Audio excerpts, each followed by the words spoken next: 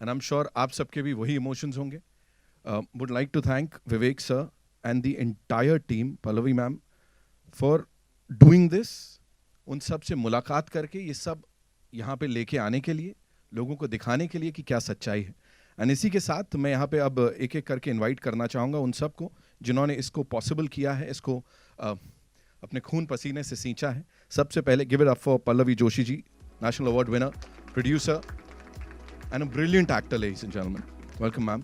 आपके बाद उनकी तारीफ में जितना कहा जाए उतना कम है. हर किरदार को बिल्कुल जिस तरह निभाते हैं उसके ऊपर मैं कमेंट नहीं करना चाहूंगा, छोटा मुंह बड़ी बात होगी. He is the one the only Anupam Kher साहब. जोरदार तालियां प्लीज उनके लिए. We have the very versatile someone, जिन्होंने जो भी किरदार किया उसको एक अलग ढंग से, आई थिंक ब्रीफ जो मिलती होगी उससे भी एक कदम आगे जाके प्रस्तुत किया होगा. गिव इट अप फॉर दर्शन साहब यहाँ पे हमारे साथ. हम सबके फेवरेट हैं. विवेक से संस्कृति की बात करते हैं, कल्चर की बात करते हैं, और जब ये बात आती है तो कैसे उनको नहीं बुलाया जाए, कैसे उनकी बात नहीं की जाए. पुनीत सर साहब के लिए जोरदार तालियां हो जाए प्लीज, हम सबके favourite. We also have Atul ji हैं हमारे साथ. अतुल जी के लिए जोरदार तालियां हो जाए. Another brilliant actor. And now, जैसा मैंने कहा खून पसीना लगा है इसमें. जी जी, जैसा मैंने कहा कि खून पसीना लगा है तो डायरेक्टर साहब को बुलाऊंगा, लेकिन उनसे पहले Chinmay, I think he is not here, so give it up for Bhasha, ladies and gentleman, जिन्होंने अपने अपने कला से इसमें जान डाल दी, of course. And now ladies and gentleman, the person behind all this, give it up for Vivek Ranjan Agnihotri साहब. Please be seated. जी, थैंक यू सो मच.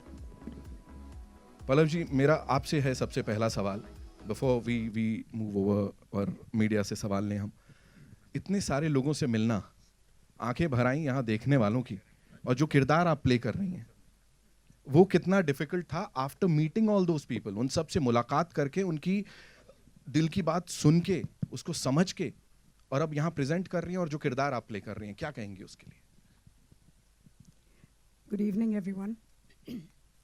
मैं पता नहीं मैं कितनी बार ये देख चुकी हूँ, ये जो आपने अभी देखा, but believe you me, every time I see this, every time I can't stop my tears. जो रिसर्च हम लोग कर रहे थे, as you can see how painful it was. रोज़ हम लोगों से यही सुन रहे थे, उनकी पेन की स्टोरीज सुन रहे थे, उनकी एंग्विश, किस तरह से उनका सब कुछ पीछे छूट गया, किस तरह से उनके घर वालों को बहुत बेरहमी से मारा गया. तो एक समय के बाद ये होने लगा कि दिमाग है ना, इतने दर्द को, इतने दुख को प्रोसेस करना बंद कर देता है एक समय के बाद. And every time we would go back to our hotel, Vivek and I would just lie down and keep staring at the ceiling, क्योंकि नींद ही नहीं आ रही थी हमें. It was impossible to emotionally unwind, क्योंकि हमें पता था कि दूसरे दिन सुबह उठ के जो सुना है उससे भी ज़्यादा भयानक स्टोरीज हमें सुननी है. And we kept doing this for like almost a month and a half. And after that, when I came back, I said it was impossible. At a point came when I told Vivek, मैं जा रही हूँ वापस. I cannot take this pain anymore. And it wasn't just the pain, it was also the guilt. You know, somewhere as an Indian, कि ये कहानियाँ हम तक पहुँची नहीं, ये जो कुछ भी हुआ कश्मीर में हम तक पहुँचा नहीं. एंड हम इतना भारत की बात करते रहते हैं और हमने कुछ किया नहीं, हमारे अपने ही लोगों के लिए नहीं किया. सो ये एक गिल्ट भी बहुत ज़बरदस्त था. और उसके बाद जब ये स्क्रिप्ट लिखी विवेक ने, and when I realised I am going to play Radhika Menon, मेरे दिमाग में मैंने उसको बहुत बड़ा बना लिया था पहले, विलन को, क्योंकि इतना सारा मैंने सुना था. तो एक I would just like to tell you one very small incident. Vivek ने मुझे एक बार, हम लोग ज़ेन की बात कर रहे थे, तो ही had explained it to me very well. When I didn't know then, rivers were rivers, trees were trees, mountains were mountains. When I began to understand Zen, rivers were not rivers, mountains were not mountains, and trees were not trees. And when I finally understood Zen, rivers were rivers, trees were trees, and mountains were mountains. So that's exactly what had happened with me also कि मैंने पहले तो अगर मेरे पास कोई ये भूमिका शायद लेके आता, कोई और डायरेक्टर ले आता, I probably would have played it absolutely the same way, थोड़ा अपना थॉट डाल के उसमें. ये टूर जब हमारा हुआ, रिसर्च टूर, उसके बाद I said no, the villain has to be like really big. और सारा रिसर्च होने के बाद जो स्क्रिप्ट फॉर्म में जब हमारे सामने आया, so then I realized no, what Radhika Menon has to be. And I'm so glad that I got an opportunity to play this because I know exactly how big the villain is for the Kashmiri Pandits after having listened to their stories. Thank you. Thank you so much, ma'am. Thank you so much. Anupam sir, this one's for you. Being a Kashmiri Pandit, मैंने पढ़ा है, आपने कहा भी कि आप अपनी माता जी को ले जाना चाहते हैं उस जगह वापस, you know, आंखें नम है, of course. You want to go back there, but और आपने वो परचम भी लहराया है, कश्मीरी पंडितों की बात आपने की है तब से लेके अब तक. बट नाउ, अब जब ये किरदार आपको प्ले करने के लिए बोला, वो एक तरीके से सब रीलिव कर रहे थे आप, क्या चल रहा था दिमाग में? बहुत मुश्किल होता है उस किरदार को प्ले करना जो आपने महसूस किया हो, बिकॉज महसूस करना जो है, when you are performing that as an actor, सिर्फ महसूस करना काफ़ी नहीं होता है, बिकॉज आपको एक फ़िल्म के दायरे में एक्टिंग करनी है. तो इस फिल्म के दो पहलू हैं, as an actor and as a person. तो जहाँ तक पर्सन की बात है, आप कितना भी महसूस कर लो, अगर वो एक्टर अच्छा नहीं है तो वो पर्दे पर उस दर्द को, उस तकलीफ़ को नहीं ला सकता है. महसूस तो हम सब लोग करते हैं, हम सब लोग दुख महसूस करते हैं, हम तकलीफ़ महसूस करते हैं, खुशी महसूस करते हैं, हंसते हैं, रोते हैं, but everybody can't act it out. It's a job of an actor to do that. So I want to separate two issues over here. One is that just because I'm a Kashmiri Pandit does not mean that I will be able to portray that pain brilliantly unless I can project what I'm feeling. जब विवेक ने मुझे पता लगा कि वो ये film कर रहे हैं और उन्होंने मुझे ये रोल दिया, और सबसे पहली बात जो इन्होंने मुझे बोली कि मैंने कहा इस कैरेक्टर का नाम क्या रखा है, तो इन्होंने कहा पुष्करनाथ. ना, पुष्करनाथ मेरे पिताजी का नाम है, मेरे अपने पिताजी का. तो हम जब देहरादून पहुँचे इसकी शूटिंग करने के लिए, तो मिथुन जी और पुनीत और दर्शन ऑलरेडी शूटिंग कर रहे थे. अलग से एक फिल्म का माहौल ही कुछ अलग था. ऐसा लग रहा था कि कुछ बहुत ही इम्पॉर्टेंट फिल्म बन रही है, क्या हो रहा है, क्या सिचुएशन है. हम तो बाहर से आए थे, फ्लाइट से ऐड किए थे, रास्ते में खाना वाना खा के गए थे. And then it dawned on me what it is to be playing Pushkarnath, a simple normal human being जिसको कोई दुनिया की ऐसी चीज़ों का पता नहीं है. I was representing a normal Kashmiri Pandit from Kashmir, which my father represented very well. And then it was difficult to do that role, because how do I separate the emotions of Anupam Kher from the emotions of actor Anupam Kher? What is real and what is acting? So from that point of view, it was one of the most difficult roles. He gets dementia, he does not know what is happening, he has to, and on top of it, I was doing scenes with Darshan, who was not on the same wavelength as a character of Pushkarnath. So it was a difficult job. Plus कहानी वो थी जो मैं सुन चुका था अपने रिश्तेदारों से, करीबी रिश्तेदारों से, मेरे मामा से, मेरी माँ से, और हम सब वो अंडर द रग उसको जब छुपाते हैं ना, जब तकलीफ बहुत ज़्यादा होती है तो उसको दबा के रखते हैं. That's why it turns into depression. But I'm so happy that Vivek, you and Pallavi, you made this film, because आप लोग तो बहुत सारी चीज़ों से जूझते हैं as journalist, but इस कमरे की खामोशी बताती है कि आज आपको भी कहीं तो झटका लगा है. And that is the biggest achievement, I will say, of the film, because when pain reaches other people, then half the job is done. So I think this is what this film has done. Thank you so much sir, thank you so much. Vivek sir, this one's for you. मैं आपसे जानना चाहूँगा, generally क्या होता है, film आने वाली होती है, बहुत हल्ला गुल्ला मचाया जाता है, मार्केटिंग होती है, प्रमोशंस होते हैं.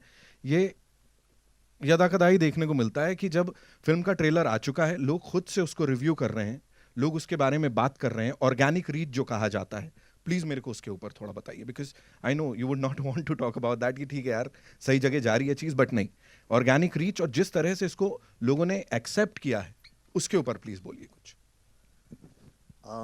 सच बोलूं बिल्कुल सच बोलना है सर। डिप्लोमेटिकली बोलूं, देखिए ऑर्गेनिक रीच, ऑफ कोर्स मैं मीडिया का स्टूडेंट हूं, मैंने कम्युनिकेशन में ही पढ़ा है, one of the best institutes in the world. तो आप बिल्कुल सही कह रहे हैं, एक होता है ऑर्गेनिक रीच जो लोग खुद एक दूसरे तक पहुंचाते हैं मैसेजिंग, और दूसरा होता है एक hyped up reach, you know, जहां आप इतनी ज़्यादा हाइप क्रिएट कर दें, इतनी हाइप क्रिएट कर दें कि लोग एक इवेंट बन जाए और मजबूरी में लोग कहें भाई हमें तो इस इवेंट का पार्ट होना, चाहे वो अच्छा हो चाहे बुरा हो। तो साल में 5-6 फिल्में इंडिया में रिलीज़ होती हैं, 6-7-8 मैं कहूँगा, जो लोगों ने डिसाइड कर लिया कि वो चाहे 2024 में आए चाहे 2026 में आए, ये एक बहुत बड़ा इवेंट होगा, हमें इसका पार्ट बनना है। हमारे आसपास भी ऐसी फिल्में आ रही हैं। 3 साल से सारा मीडिया लिखता है कि ये फिल्म तो लोग देखेंगे, यानी मीडिया ने डिसाइड कर लिया घर घर जाके कि उस फिल्म को कौन देखेंगे। अब जब मीडिया ने डिसाइड कर लिया तो लोगों तक वो बात पहुँच ही जाती है। पर मैं जितनी फिल्में बना रहा हूँ अब इन विवेक अग्निहोत्री 2.0 में, उसमें इन फिल्मों को हाइप अप करने का स्कोप ही नहीं है, क्योंकि वो इतनी रियल है, इतनी जुड़ी हैं ज़मीन से, और ऐसा कोई हमारे साथ उस तरह के भी स्टार्स और एक पूरा मसल और मैकेनिज़्म काम नहीं करता है हमारे साथ भी जो वो हाइप क्रिएट कर सके। तो हम तो सिर्फ जनता जनार्दन के ही सहारे रह सकते हैं। ताशकंद फाइल्स आप सब जानते हैं, 150-170 स्क्रीन में रिलीज़ हुई थी, और उसी के साथ 5000 में कलंक और एंड गेम रिलीज़ हुई थी, पर हमारी चलती रही। कछुए की चाल कभी लंबी चली जाती है कई बार, तो लोगों को समझ में आया। इस फिल्म के साथ भी ऐसा ही है। कोई ऐसा आप देखें ना, तो हमारे पास बजट है मार्केट करने के लिए, कुछ करने के लिए, बहुत कम स्क्रीन में रिलीज़ होगी।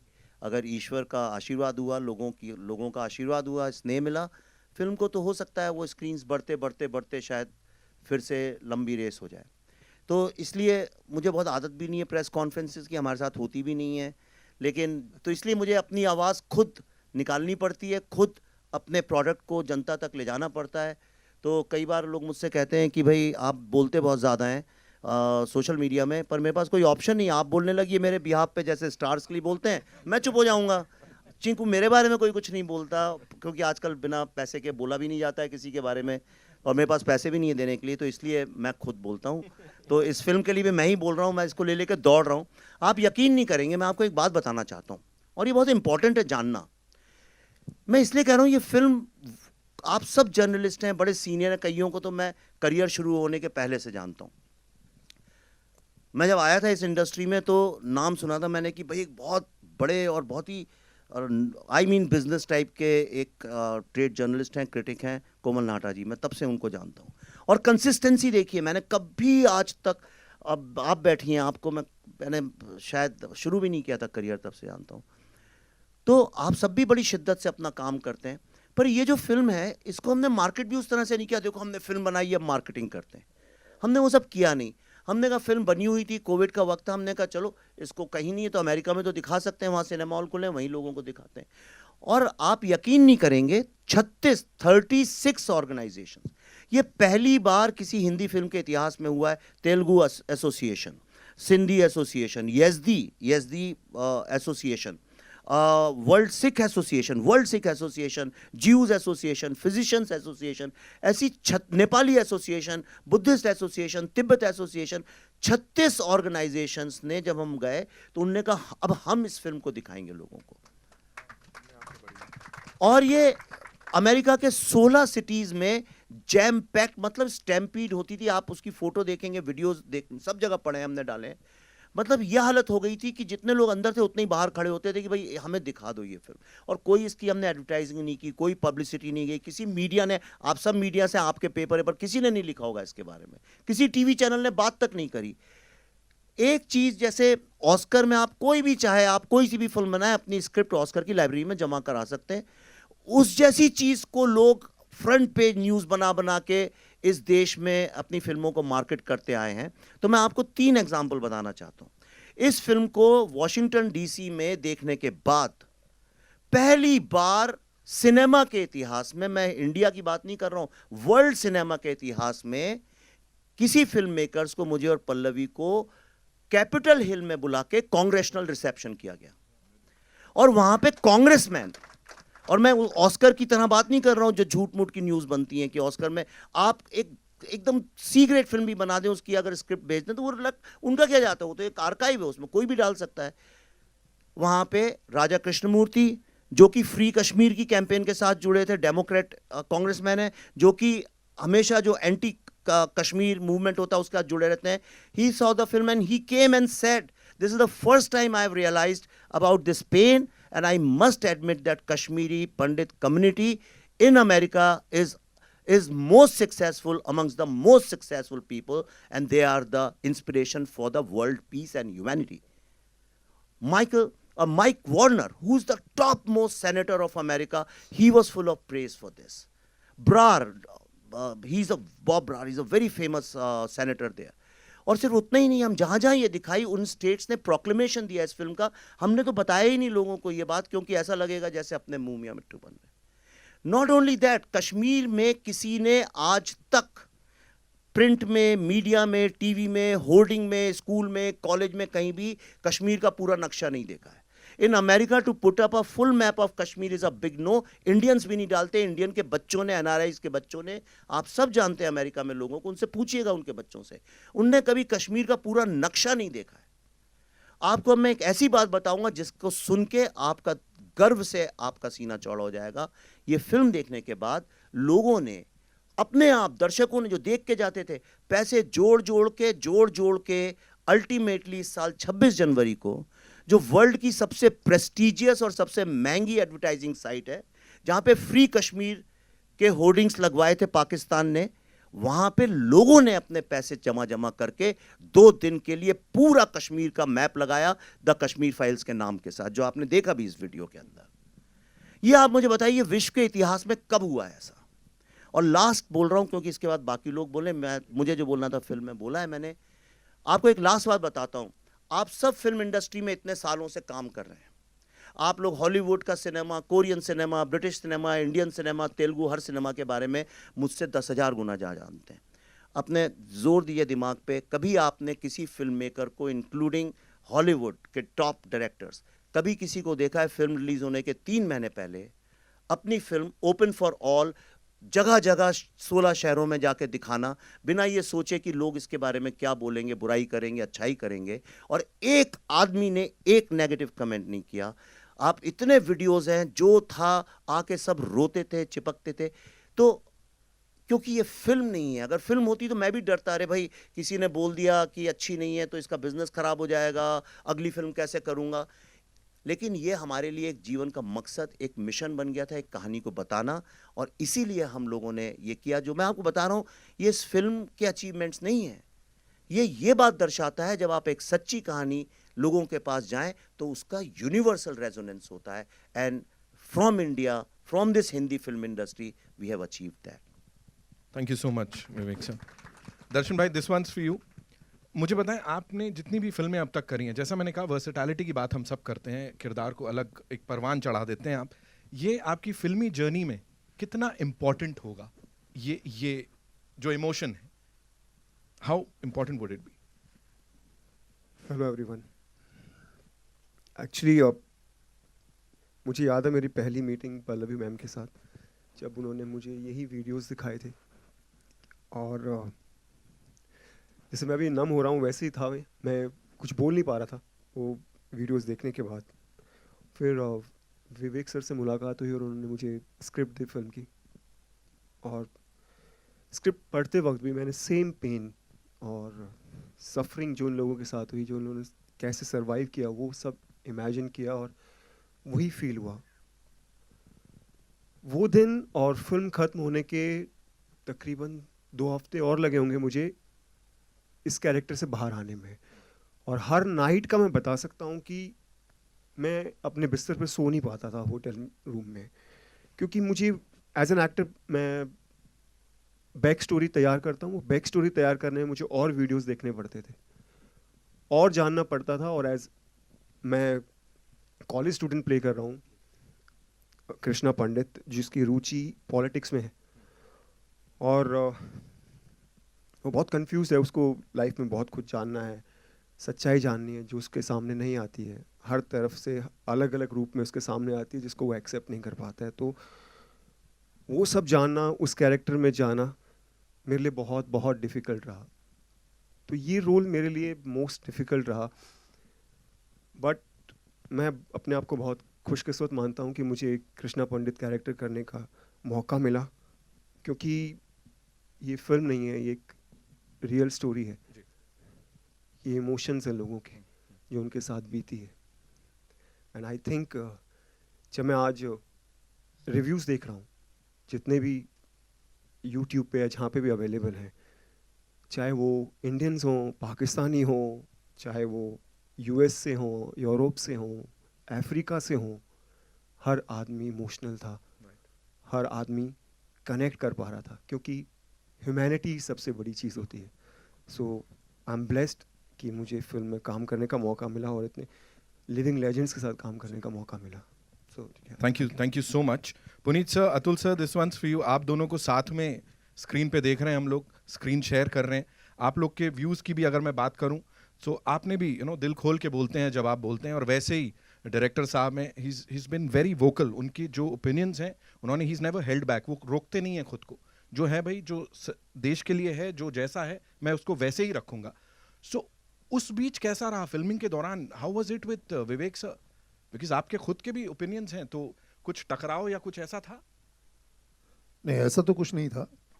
कि देखिए, ये बहुत ही ये कटु सत्य है जो जो जेनोसाइड हुआ, और दुर्भाग्यवश हमारे देश में किसी ने भी इसको खुलकर बोलने में हिम्मत नहीं की। ना पत्रकारों ने, ना मीडिया ने, गवर्नमेंट ने, किसी ने भी वो साथ नहीं दिया। जो 1990 की बात कर रहा हूँ था। तो जब हमें तो खैर पता था कि क्या हो रहा है, हमारे कुछ क्लोज दोस्त यार वहाँ पे थे। फिर जब विवेक और पल्लवी ने मुझसे कहा कि पुनीत जी, हम चाहते हैं कि आप भी इस फिल्म का एक हिस्सा बनिए, तो इमीडिएटली मैंने यस कहा कि जी मैं करूँगा। और ये एक जो कटु सत्य है, ये यथार्थ है, तो इसे ऐसी बोल्ड सब्जेक्ट को बाहर लाना, ये अपने आप में काबिल तारीफ बात है जो विवेक जी ने किया है। उन्होंने इस मुद्दे को उठाया, तो ये सराहनीय है, ये बहुत ही ब्रेव अटेम्प्ट है। और मैं ये चाहता हूँ कि ये जो फिल्म है, ये जो सत्य है, ये हर दर्शक, हर हिंदुस्तानी, हर इंसान इसे ज़रूर देखे, ताकि पता चले कि हमारे देश में किस तरह एक मास जो मर्डर किए गए, जेनोसाइड किया गया, ये जो है ये सत्य सामने आना चाहिए, ताकि दोबारा ऐसा कभी भी हिंदुस्तान में ना हो।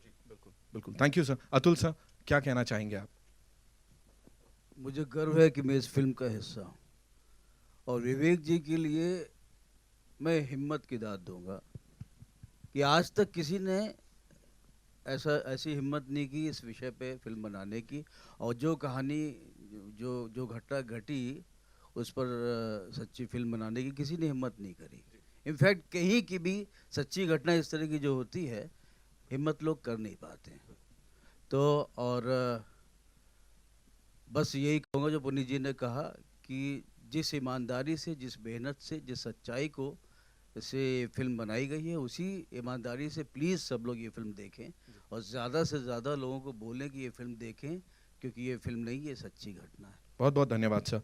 बादशाह, आपके लिए मेरा सवाल ये है कि इतने सारे दिग्गजों के साथ काम किया आपने, फिर आपका जो एक किरदार है उसकी बात सोशल मीडिया पे बड़ी हो रही है, जिस हिसाब से दिखा है, people are talking about it. और जैसा हमने ऑर्गेनिक रीच की भी बात की, आज के ज़माने में इतनी जल्दी होता नहीं है कि लोग खुद से बात करें। क्या कहना चाहेंगे इस पूरी जर्नी पे? Thank you. सबसे पहले नमस्कार सभी को। मैं सबसे पहले इस पूरी ये जो मेरे साथ हो रहा है, I am a very normal person. मैं खुद रियल लाइफ में कश्मीरी हिंदू रेफ्यूजी हूँ, और एक्टर भी हूँ। मेरे लिए it's a dream come true. Of course इधर बैठना भी और ये फिल्म करना, ये सब हो चुका है। मैं कभी कभी I still take time to realise कि ऐसा हो गया था। हम लोग सेट पे होते थे सर के साथ, सबके साथ, एंड ये जो फिल्म मेरे लिए बहुत ही relive, I had to relive the whole horror, but sir and ma'am have been specially very very sensitive. I mean, पहली बात तो ये आप ये कर रहे हैं, फिर आप सर ने मतलब विशेषकर कहा था कि मैं चाहूँगा कि कश्मीरी हिंदू समुदाय से अगर एक्टर्स मुझे मिलें तो I have been very very lucky that he chose me, he asked me to audition and he chose you know me for this role, जो कि मेरे लिए बहुत ही भयानक था। मैं अभी भी जैसे दर्शन जी ने कहा, मैं भी रात को झटके से उठ जाती हूँ कि वो सब जो हुआ है उसको रिलीव करने से, और जो शूट पे हमने किया, जब शूट पे मैंने किया जो भी सिचुएशंस थे, मुझे कभी कभी लगता था कि ये सच है, बिकॉज वो सच हो चुका है। So we were but we were reliving that, लेकिन मुझे लगता था कि मतलब वो मैं differentiate between real and this, तो फिर मुझे खुद को रियलाइज करना पड़ता कि नहीं, I am in a very safe environment, it's just shooting, because that's why it's not a film. हम सिर्फ रियलिटी को रिक्रिएट कर रहे हैं, इसमें कुछ भी, जैसे सर ने कहा, फिक्टिशियस कुछ भी नहीं है। और मैं बहुत बहुत धन्यवादी हूँ। I think that's the biggest moment of my life, and they all have been very very supportive, very very supportive and very kind to me, all of them. I'm very grateful. ठीक है, thank you so much पूरी team को। Sir बहुत बहुत धन्यवाद इसे सबके सामने लाने के लिए। एंड आई एम श्योर आप लोगों के मन में भी बड़े सारे सवाल होंगे, तो अब आप लोगों की बारी है, प्लीज शूट। इतनी अच्छी फिल्म आपने बनाई, इसके लिए हम थैंक्स कहना चाहती हूँ, पर्सनली थैंक्स कहना चाहती हूँ कि आपने इतनी अच्छी फिल्म बनाई। मैं ये सवाल करने की हिम्मत जी, मैं खुद एक कश्मीरी पंडित परिवार की बहू, और हमारा भी चहेड़ू के पास गांव था जहां हमारी प्रॉपर्टी थी, और हमें भी निकाला गया, वहां से हटाया गया। लेकिन मैं अगर उसका स्याह पक्ष देखूं, और मैं कहना चाहूं, एक कश्मीरी पंडित होने के नाते कहना चाहूं कि अगर वो लोग हैं, और आज की जो सिचुएशन है जिसमें सरकार बहुत सपोर्ट कर रही है, विधु विनोद चोपड़ा ने भी अभी एक अच्छी फिल्म बनाई थी इस पर, तो क्या उनको वो जो स्याह पक्ष है, वो लोग हैं, उनको जोड़ना ज़रूरी नहीं है? क्योंकि पाकिस्तान बैठा है उनको गोद में बिठाने के लिए, तो क्या ऐसा नहीं होना चाहिए कि हम कुछ इस तरह की भी चीज़ें निकालें? एक छोटे से बच्चे को, एक 4 साल के बच्चे को टेररिस्ट करार कर दिया गया था, और कुछ मेरी बेटी ने जाकर वहाँ रिसर्च किया था, तो उसने मुझे बताया था। तो मैं सिर्फ आपसे, क्योंकि आप बहुत सेंसिटिव डायरेक्टर हैं, इसलिए मैं आपसे पूछना चाहती हूँ, क्या कोई ऐसी कड़ी जहाँ आपने इतना सब रिसर्च किया कि उन दोनों को जोड़े, उन दोनों को साथ लाने की कोशिश करें? देखिए, क्या चीज़ है जो हमें जोड़ती है? हम लोगों को पैसा नहीं जोड़ता है। जो लोगों को, इंसानों को जोड़ता है आपस में, वो है कल्चर। बिना कल्चर के हम जानवर हैं, हमें कल्चर जोड़ता है। कैसे? आप कहीं और से हैं, मैं कहीं और से हूँ, आप कहीं और से हैं, लेकिन जब हम खाना खाने बैठते हैं तो हम एक हो जाते हैं। हम जब खाना शेयर करते हैं, या हम गाने गाते हैं साथ में, या कपड़ों को लेके, त्योहारों को लेके, म्यूज़िक से, आर्ट से, कहानियों से, लिटरेचर से, ड्रामा से, फिल्मों से, हम क्यों OTT और फिल्मों का एक्सपीरियंस अलग है। फिल्म जब हम 300-400 लोग एक साथ बैठ के देखते हैं तो एक साथ हंसते हैं, एक साथ रोते हैं, एक साथ उठ के चले जाते हैं। तो ये कल्चर जो है वो इंसान को जोड़ता है। अब एक बहुत बड़ी समस्या ये हो गई कि कश्मीर में आज कल्चर के नाम पे कुछ बचा नहीं है, एक मोनोटोनिक चीज़ है, कोई डाइवर्सिटी। कश्मीर इतना डाइवर्स था, भारत से जगह जगह से, केरला से, बंगाल से, सब जगह से लोग वहाँ गए थे, और वहाँ रिसर्च करके सब अल्टीमेटली पंडित, जिनको आज बोलते हैं पंडित मतलब the highest intellectuals and the scholars of a subject, तो वहाँ पे पंडितों का एक समूह बना, और वो इंडिया का जितना भी रिसर्च है, 90% से ज़्यादा जो इंडिया का रिसर्च है सारा वहाँ हुआ। इतनी डाइवर्सिटी थी। आज डाइवर्सिटी नहीं है, ज़ीरो डाइवर्सिटी है। वहाँ म्यूज़िक नहीं है, आर्ट नहीं है, लिटरेचर नहीं, खाने में डाइवर्सिटी नहीं है। मैंने खाने के बारे में एक ट्वीट किया था, मैं वेजिटेरियन हूँ तो नहीं मिल रहा था, तो मैंने कहा भाई अब नया जो कश्मीर बन रहा है इसमें वेजिटेरियन खाना भी मिलना चाहिए। तो उन्होंने फतवा इशू कर दिया मेरे नाम पे। उन्होंने कहा आप कौन होते हैं हमारे खाने के बारे में बोलने वाले? और अल्टीमेटली 20-30 सिक्योरिटी के साथ हमें कश्मीर से वापस आना पड़ा। तो ना डाइवर्सिटी है, कुछ भी नहीं है। ये जो फिल्म है, जैसा आप सोच रहे होंगे शायद वैसी ना निकले, क्योंकि ये फिल्म एक बहुत ही अलग तरह के थॉट की है, और ये इस बात पे एम्फेसिस देती है कि आप आपसी मतभेदों के साथ रह सकते हैं, आप झगड़ा करके, मारपीट करके भी साथ में रह सकते हैं। कितने लोग हैं पड़ोसियों के झगड़े हो जाते हैं। आप दिल्ली में, तो मैं रहता था तो 24 घंटे मैं देखता था ऊपर नीचे, फर्स्ट फ्लोर, सेकंड फ्लोर में बरसाती वालों का ग्राउंड फ्लोर से झगड़ा होता, फिर 2-4 घंटे के बाद फिर हो जाते थे, फिर साथ में लोहड़ी का त्यौहार और कोई साथ में मनाते थे। वो सब क्योंकि फिर साथ में जैसे गाना गाने लगे, अंताक्षरी हुई, एक फिर से दोस्त हो गए। आपकी शादी हुई, मैं चला गया, फिर दोस्त हो गए। लेकिन जब ऐसा कुछ भी नहीं है, सिर्फ एक खालीपन विरावान सा है, और हम लोग भी जो जाते हैं, हम जाते हैं डल लेक पे सेल्फी खींचते हैं, गुलमर्ग में वापस चले आते हैं, हमें कुछ पता चलता नहीं है। यानी डाइवर्सिटी एक बहुत ही देखिए डेंजरस सिचुएशन ये है कि मैं आपको एक छोटा सा किस्सा बताता हूं, उससे आपको सब समझ में आ जाएगा। मैं किसी भी रिलीजन के अगेंस्ट नहीं हूं, क्योंकि मैं खुद ही किसी रिलीजन पे ज्यादा नहीं मानता। मैं गर्व से एक हिंदू कल्चर, हिंदू फिलॉसफी, क्योंकि बचपन से मैंने देखा है, सीखा है, और वो मुझे जीने का एक सहारा देती है। लेकिन आप क्या प्रैक्टिस करते हैं, क्या नहीं करते हैं, मैं उसकी उतना आदर करता हूं, मुझे उससे कोई आपत्ति नहीं है। और मैं जानता हूं कि मुझसे अलग लोग इस दुनिया में रहते हैं। यही तो सारे विश्व के इंसानों का नेचर है। सब जानते हैं कि अलग विचार के, अलग फेथ के लोग हैं। हम एक शूटिंग कर रहे थे, तो पल्लवी एक शिकारा में बैठी हुई थी, और छोटी 1-2 बच्चियों को हमने बुलाया था, 8-9 साल, 7-8-9 साल की, जो ज़्यादा जानती नहीं है, बहुत ही इनोसेंट बच्चियाँ। वो पल्लवी के दोनों तरफ बैठी थी। तो हम कैमरा जब शिफ्ट कर रहे थे, उदय जी हमारे DOP सर हैं यहाँ पे, और तो एक बच्ची, शायद 1 बजा होगा, दोपहर का नमाज का टाइम था, पल्लवी से उसने बोला, आप नमाज पढ़ने नहीं जाएंगी? तो पल्लवी ने बोला, नहीं मैं तो नहीं जाऊंगी। तो कह रही, क्यों नहीं जाएंगी आप नमाज पढ़ने? पल्लवी ने कहा, इसलिए क्योंकि मैं मुसलमान नहीं हूँ। तो कहने लगी, अरे ऐसा कैसे हो सकता है, आप कहीं नहीं जाती नमाज पढ़ने? पल्लवी ने कहा, नहीं देखो ऐसा है, मैं हिंदू हूँ इसलिए मैं नमाज नहीं पढ़ती हूँ। कहने लगी, तो क्या हुआ, नमाज तो हर कोई पढ़ता है। एक 8-9 साल की बच्ची, 10 साल की बच्ची, दुनिया में कोई भी बच्चा हो, इस बात को जानता है कि अलग अलग फेथ के लोग होते हैं। पर कश्मीर में 1990 के बाद जो पैदा हुए हैं लोग, उनको कुछ आइडिया ही नहीं है इस बात का कि दुनिया में डाइवर्सिटी नाम की चीज़ है। इसका भारत और कश्मीर और पाकिस्तान से कुछ लेना देना ही नहीं है। आप एक पूरी की पूरी जनरेशन जो है वो इतनी इग्नोरेंस के साथ बड़ी हो रही है। मेरा जो ड्राइवर था टैक्सी का, वो लाल रंग के जूते पहनता था। तो मैंने उससे एक दिन शूटिंग के दौरान यही पूछा, वो बड़े अजीब से लंबे लंबे रेड बूट्स थे, तो मुझे थोड़ा अजीब भी लगते थे, चमकते हुए लाल। तो मैंने उससे ऐसे ही चिढ़ाते हुए बोला, क्यों भाई बड़े अच्छे जूते पहन रखे हैं, कहाँ थाईलैंड से लाए हो, फॉरेन से लाए हो? कहता हाँ। तो मैं सोचा शायद थाईलैंड का नाम लेगा, 20-25 हज़ार रुपए के टिकट में कोई भी चला जाता है आजकल थाईलैंड वगैरह। तो मैंने बोला थाईलैंड से? वो बोला नहीं, दिल्ली से। इंडिया भी नहीं बोला उसने, दिल्ली से।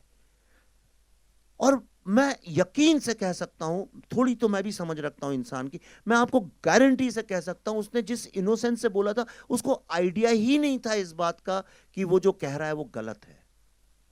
तो ये जो हमने क्रिएट कर दिया, ये फिल्म यही आपको बताएगी कि क्या होता है जब आप एक सोल को खत्म कर दें, कल्चर को, आर्ट, म्यूजिक, लिटरेचर, आर्किटेक्चर, इन सब चीजों को खत्म कर दें, तो वो किसका लॉस है? क्या वो कश्मीर का लॉस है? क्या वो हिंदू मुस्लिम का लॉस है? क्या वो भारत का लॉस है? या पूरी ह्यूमैनिटी का है? अगर कोई आज सिलिकॉन वैली को जाकर डिस्ट्रॉय कर दे, तो किसका लॉस है? वो आपका और हमारा भी तो लॉस है। लेकिन हम तब तक उसको अपना लॉस और डेंजर नहीं समझते जब तक वो गोरेगांव या बोरीवली तक आके वो खड़ा ना हो जाए आपके सामने, या दिल्ली में गुड़गांव या फरीदाबाद तक ना आ जाए। हमारे तो किसी और का प्रॉब्लम है, देख लेंगे। पर ये फिल्म देखने के बाद अपने जीवन में मैं गारंटी करता हूं आप कभी ऐसा नहीं सोच पाएंगे। So be prepared before you see this film.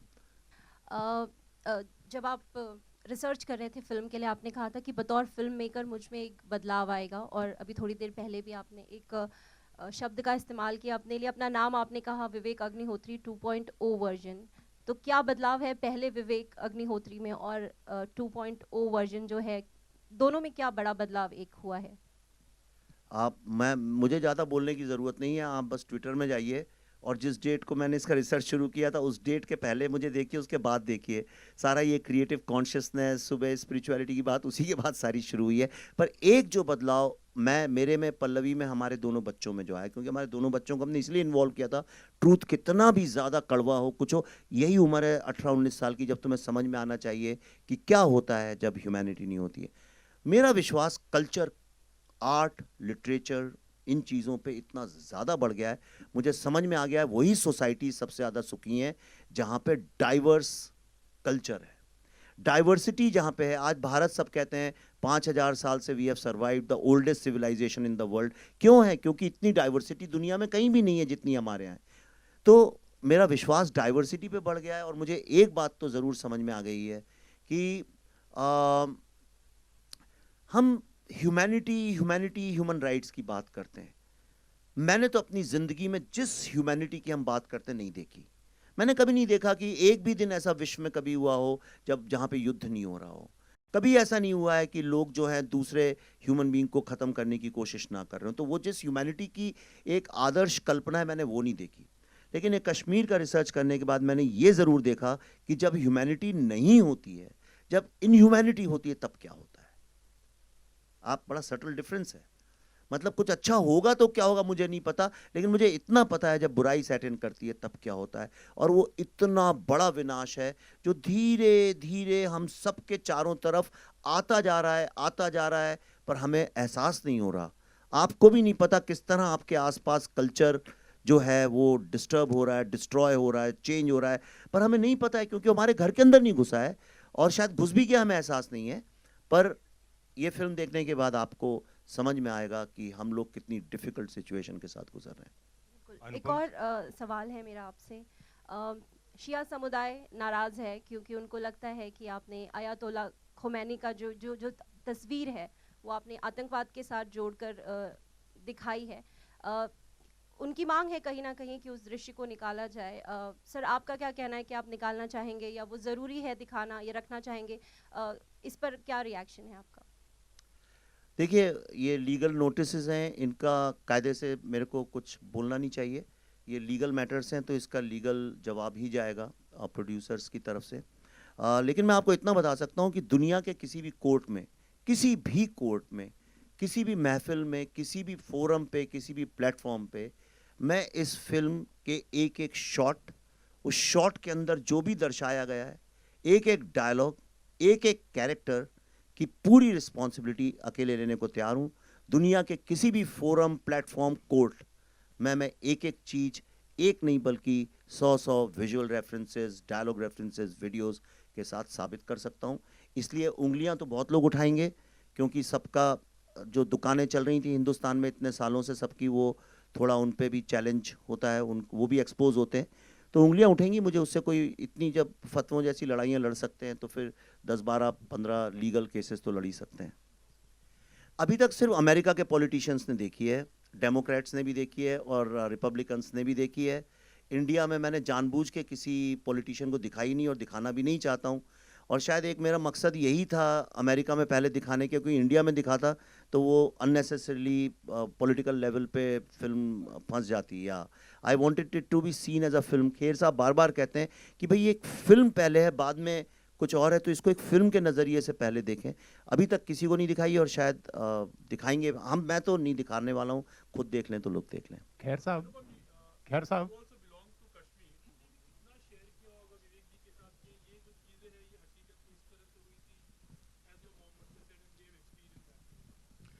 Before that, I want to say that just because the film is based on true events and research does not mean that it was easy to direct and write this film. उसके लिए you need to be a brilliant director and brilliant writer. So बहुत सारी फिल्में आप आजकल तो 80% फिल्मों में पहले आ जाता है सत्य पर आधारित फिल्म, तो उसके बाद बुरा आप बोलते हैं कि बकवास फिल्म है। तो ज़रूरी नहीं कि सत्य पर आधारित जो फिल्म है वो बहुत कमाल की ही होगी भाई। तो इसलिए जहाँ तक मेरी बात है कि इतना इन्होंने रिसर्च किया था that I was mesmerised and very impressed. और उसका नतीजा ये है कि आप ये जब न्यूयॉर्क में जो मेरा एक उन्होंने इंटरव्यू किया, वो न्यूयॉर्क में मुझसे इंटरव्यू करने ही आए थे because I belong to the same community. मैं और Bhasha are the only two people who sort of kept hugging each other after every shot because she plays my daughter-in-law and Darshan plays my grandson. But मेरा और भाषा का हम एक दूसरे का एक silent exchange of expressions जाता था कि ये सच है, ये जो भी दिखाई दे रहा है ये सच है। मेरा पर्सनल एक्सपीरियंस जो मेरे बिल्कुल इमीडिएट फैमिली में हुआ, वो मैं हमेशा बोलता हूँ कि मेरे जो मामा थे, मेरी मदर के छोटे भाई, और मेरी माँ बार बार इसका जिक्र करती है, उन्होंने अपनी पूरी ज़िंदगी पैसे जोड़ जोड़ के, वो ओवरसियर थे वहाँ पर, और ओवरसियर को क्या बोलते हैं नॉर्मली, ओवरसियर ही बोलते हैं हाँ। तो because overseer is a very typical small town word. तो वो इंजीनियर से जो छोटे होते हैं उनको ओवरसीयर बोलते हैं। तो उन्होंने बड़े मुश्किल से पैसे कमा के, उनका एक सपना था कि कश्मीर में श्रीनगर में अपना एक घर बनाएंगे। तो उन्होंने वो घर जैसे तैसे 86, 85, 87 में बना लिया और बड़े खुश थे कि अपना उनका एक घर था। और जैसे ही उन्होंने घर बनाया उसके कुछ 6-7 महीने बाद ये थ्रेट्स आनी शुरू हो गई कि आप निकलो यहाँ से। एंड फिर ऐसी थ्रेट्स आई कि भाई हमने आपके पड़ोसी को मार दिया है, उसकी लाश वहाँ पड़ी है, अब अगर आप अगले कुछ दिनों में नहीं छोड़ेंगे तो हम फिर आपकी लाश किसी और के घर पर होगी। सो एक रात को एक फिएट गाड़ी में जितना सामान वो डाल सकते थे, जिंदगी भर की पूंजी, एक फिएट गाड़ी में, 4 उनके खुद के अपने सदस्य थे, बेटा, बेटी, उनकी बीवी, और वो वहाँ से निकल गए और दिल्ली में जाकर कहीं वो सेटल हो गए। और उनका सदमा उनको इतना गहरा पड़ा कि he died after couple of years or 3 years. And so that is what we have seen. जैसे जब आप किसी के घर से किसी को निकालते हैं तो आप सिर्फ उनको दीवारों से या छत से या उनके आंगन से नहीं निकालते हैं, आप उनको उस जगह की आबो हवा से, उस जगह की खुशबू से, उस जगह के वातावरण से, उस जगह की आदतों से वहाँ से निकालते हैं। मेरे दादाजी का छोटा सा एक मंदिर था 3rd फ्लोर पे, मिट्टी का घर था, और वहाँ पर उनकी वो जो अगरबत्ती रोज़ जलाते थे तो उसकी एक खुशबू थी। अब वो खुशबू टेंट में तो नहीं आ सकती है, या किसी जम्मू के घर में या पूना के घर में या दिल्ली के घर में तो नहीं आ सकती है। हम होटल में 5 स्टार होटल में रहते हैं बहुत दिनों तक, लगता है यार अभी घर जाके अपने बिस्तर पे सोना है। हम अमेरिका जाते हैं या कहीं और जाते हैं, हम कहते हैं चलो यार इंडियन खाना खाते हैं। So I think from that point of view my mother when she saw this film, she didn't speak to anybody for 2 days. 2 दिन तक उन्होंने किसी से बात नहीं की, क्योंकि उनकी पूरी मेमोरीज वापस जो हैं वो रिवाइव हुई। और उन्होंने कहा क्यों दिखाई तूने मेरे को ये फिल्म, मेरी सारी मेमोरीज वापस आ गई हैं। या आर्टिकल 370 जब एब्रोगेट हुआ, क्या हम वापस जा सकेंगे, मेरा बड़ा दिल है वापस जाने का। सो अब आप अंदाज़ा लगा लीजिए जो इस डॉक्यूमेंट्री में बात कर रहे थे उनका क्या हाल हुआ होगा, उनके साथ क्या महसूस किया होगा उन्होंने। So from that point of view it's, आप बार बार काफ़ी लोग बोल रहे हैं आंखें नम है, आई थिंक इसका सदमा जो है ना, इसकी तकलीफ जो है वो आत्मा तक गई है। कश्मीर में आज आप जाओ, मुझे याद है जब बचपन में मैं जाता था तो निशाद गार्डन जाते थे, शालीमार जाते थे, पिकनिक पे जाते थे, तुलमुल खीर भवानी टेम्पल जाते थे, वहाँ की नदियों में घूमते थे, हंदवारा, सोपोर, ये सब जगहें हैं वहाँ की। अब कश्मीर की आत्मा जो है वो घायल है।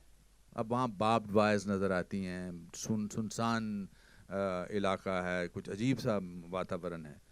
So this film will not only revive those memories for millions of people, पर शायद कुछ लोगों के घाव भी भरेंगे। And we are all guilty of not talking about it for 32 years.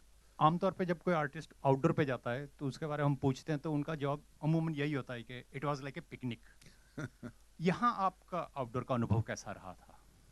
It was anything but A picnic. एक कोई छोटे बजट की फिल्म थी तो पिकनिक का एहसास नहीं हो रहा था क्योंकि कुछ भी मंगा लो खाने में एक बजट था, बहुत अच्छा था, मतलब खुश थे हम, अच्छा खाना मिलता था और रहने को भी इंतज़ाम अच्छे ही थे। बट एक जुनून जब होता है ना किसी चीज़ का, जैसे आप जब कभी अच्छी स्टोरी करते हैं या अच्छा आर्टिकल लिखते हैं तो उसका एक अपना एक फोकस होता है। तो we knew that this is something important. इसमें कोई, क्योंकि इसमें किसी की भी कोई फॉल्सनेस नहीं हो सकती थी कि अब मैं एक्टिंग की एक्टिंग करता हूँ। बहुत सारे एक्टर्स जो हैं वो एक्टिंग की एक्टिंग करते हैं कि मुझे बड़ा दुख हुआ। इसमें दुख सिर्फ बोलने से या आंखें छोटी करने से या ग्लिसरीन डालने से नहीं हो सकता था। इसमें जब तक आप उस जज्बात को महसूस ना करो और अपनी आत्मा से एक्टिंग ना करो तब तक वो आप तक वो बात पहुंच ही नहीं सकती। वो बड़ा अच्छा एक डायलॉग है सलीम साहब की, सच्चाई वो दिया है जिसको अगर पहाड़ की चोटी पर भी रख दी जाए तो बेशक रोशनी कम करता है लेकिन दिखाई बहुत दूर से देता है। So I think that is what. तो उसमें हम सबका एक ग्रुप बन गया था कि we are portraying something which is true, unless we feel it, it can not be projected. तो वो एक बॉन्डिंग थी, वो 15 दिन 20 दिन कैसे निकल गए पता ही नहीं था, पता ही नहीं चला। और हर शॉट के बाद मैं और विवेक रोते थे, हर शॉट के बाद विवेक आके मुझे गले लगाता था, बिकॉज जो इसने महसूस किया था वो इंटरव्यूज के दौरान, अब वो उसको पर्दे पर देखता हुआ नजर आ रहा था। शायद पल्लवी के ही सीन्स में वो रोए नहीं, बाकी I think even when we did a scene together, ये गले लगा के बहुत फपक फपक के रोए थे। मैं और भाषा तो हर शॉट में रोते थे। सो रोते मतलब थे कि हम तो एक्टिंग कर रहे हैं, अब इसके बाद हम अपने 5 स्टार होटल में जाएंगे और ऑर्डर करेंगे कि एक गर्म पानी लेकर आओ और छोटा सा लेकर आओ या कुछ भी है। But people who must have actually gone through that, how can you, they were completely devastated, finished. उस thought से ही घबराहट होती थी। तो this was an emotional journey which will stay with us for many years to come. जैसा कि film है वो समाज का आईना होती है, आपको क्या लगता है इस फिल्म के बाद, जैसे आप खुद पल्लवी जी और आप बोल रहे हैं कि जब आप रिसर्च करने गए और लोगों से उनके बारे में बात करना शुरू किया तो आपको बहुत सारी सच्चाइयों का पता चला जो कि बहुत हृदय विदारक हैं। क्या ये जब फिल्म आएगी समाज में या लोगों में अवेयरनेस के बाद थोड़ा सा बदलाव होगा, खासकर कश्मीर के लोगों में जिन्होंने जिनकी वजह से काफ़ी ऐसे लोग हैं जिनकी वजह से जैसे कश्मीरी पंडित विस्थापित हुए वहाँ पर। दूसरा, आपको डर नहीं लगा धमकियों से या किसी और चीज़ से जब आपको, और ऑब्वियसली मिली भी होंगी जहाँ तक मुझे पता है? नहीं, देखिए डर जो है, जब तक आदमी डरता है तभी तक लोग उसे डराते हैं। ये मेरे जीवन का अनुभव है, आपके जीवन का अनुभव कुछ और होगा, पर मेरा ये अनुभव है कि जब तक आप समझिए अकेले जा रहे हैं गली में और कई सारे आप देखेंगे द डॉग्स कम और वो आप पे भौंकते हैं, और जितना आप डरेंगे उतना वो आगे आके आपको डराते हैं। और हम सबसे बड़ी गलती जीवन में यही करते हैं कि हम डर के पीछे चले जाते हैं। और ख़ास तौर पे क्रिएटिव आर्ट्स में मैंने देखा है एक ऐसा कुछ बन गया हमारे यहाँ, हम लोगों ने, I think we are the only society, मैंने तो कहीं और ऐसा देखा नहीं किसी और सिनेमा में, हमने डाकुओं को बहुत ग्लोरीफाई किया। अगर आपको याद हो 60-70 के दशक में हम लोग कुछ भी, और डाकू की फिल्म है मतलब वो अच्छा आदमी होगा और बंदूक उसने उसे ऑपरेस किया था इसलिए उठाया था, क्योंकि उस वक्त इप्टा के लोग थे, एक थॉट प्रोसेस थी। लेकिन डाकू तो कभी अच्छा हुआ नहीं, कोई अच्छे डाकू का कोई एग्जाम्पल भी नहीं है इस दुनिया में। फिर हम लोगों ने स्मगलर्स को ग्लोरीफाई करना शुरू किया, जस्टिफाई करना। मुझे कोई आपत्ति नहीं, देखिए उन फिल्मों की स्पेस है, ये ना समझिए कि मैं उन फिल्मों के बारे में कमेंट करूं, लेकिन हमने ऐसा किया, हम लोगों ने उन्हें ग्लोरीफाई किया, जस्टिफाई किया, एक बड़े क्रूड तरीके से भी किया। फिर हमने नक्सल लोगों को जस्टिफाई करना शुरू किया। हमने कहा कि नक्सल आदमी इसलिए बनता है कि उस पर अत्याचार होता है, लेकिन हर रोज़ आप पेपर पढ़ते ही नहीं, हर रोज़ 2-3 किस्से मिलेंगे, उन्होंने स्कूल जला दिए, हॉस्पिटल जला दिए, सड़कें तोड़ दी, 6 महीने के बच्चे का हथौड़े से सर फोड़ दिया, ये रोज़ के किस्से, उसके बारे में कभी कोई फिल्म नहीं बनाता।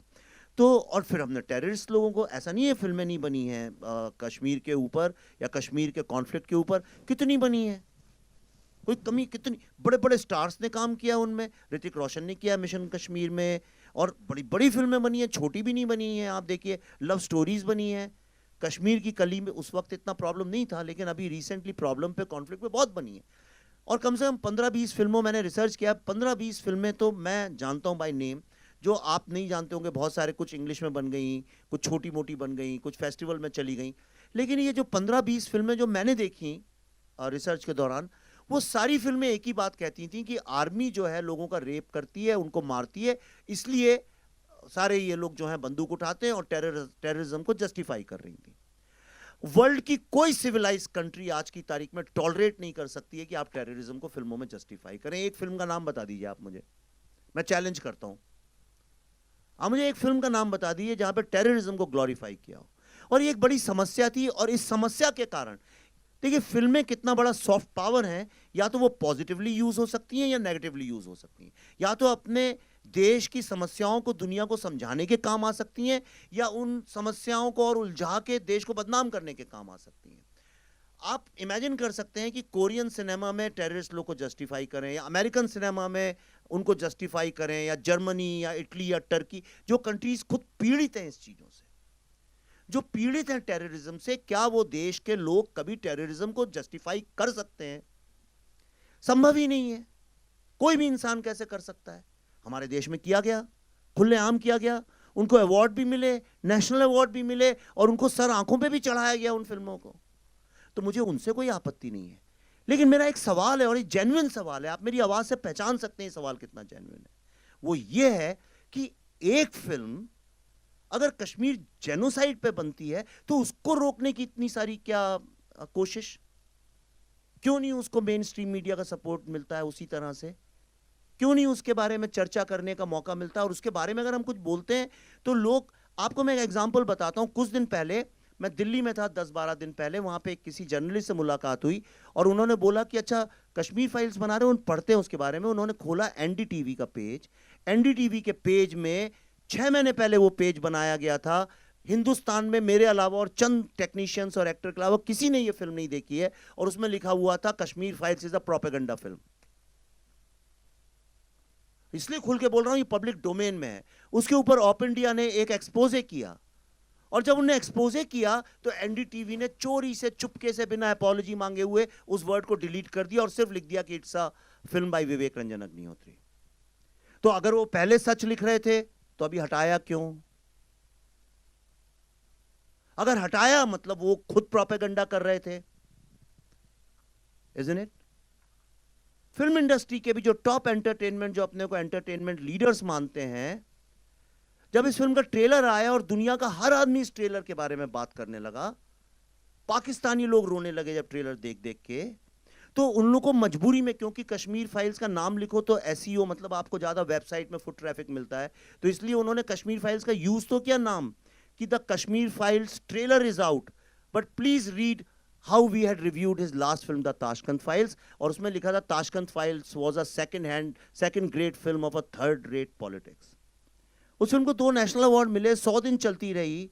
आप किसी से भी सड़क पे बात कर लीजिए ताशकंद फाइल्स के बारे में, मैं ओपनली कहता हूं, किसी भी आम आदमी से पूछ लीजिए, अपने माँ बाप, नाना नानी, दादा दादी से पूछ लीजिए, वो बता देंगे वो फिल्म कैसी थी।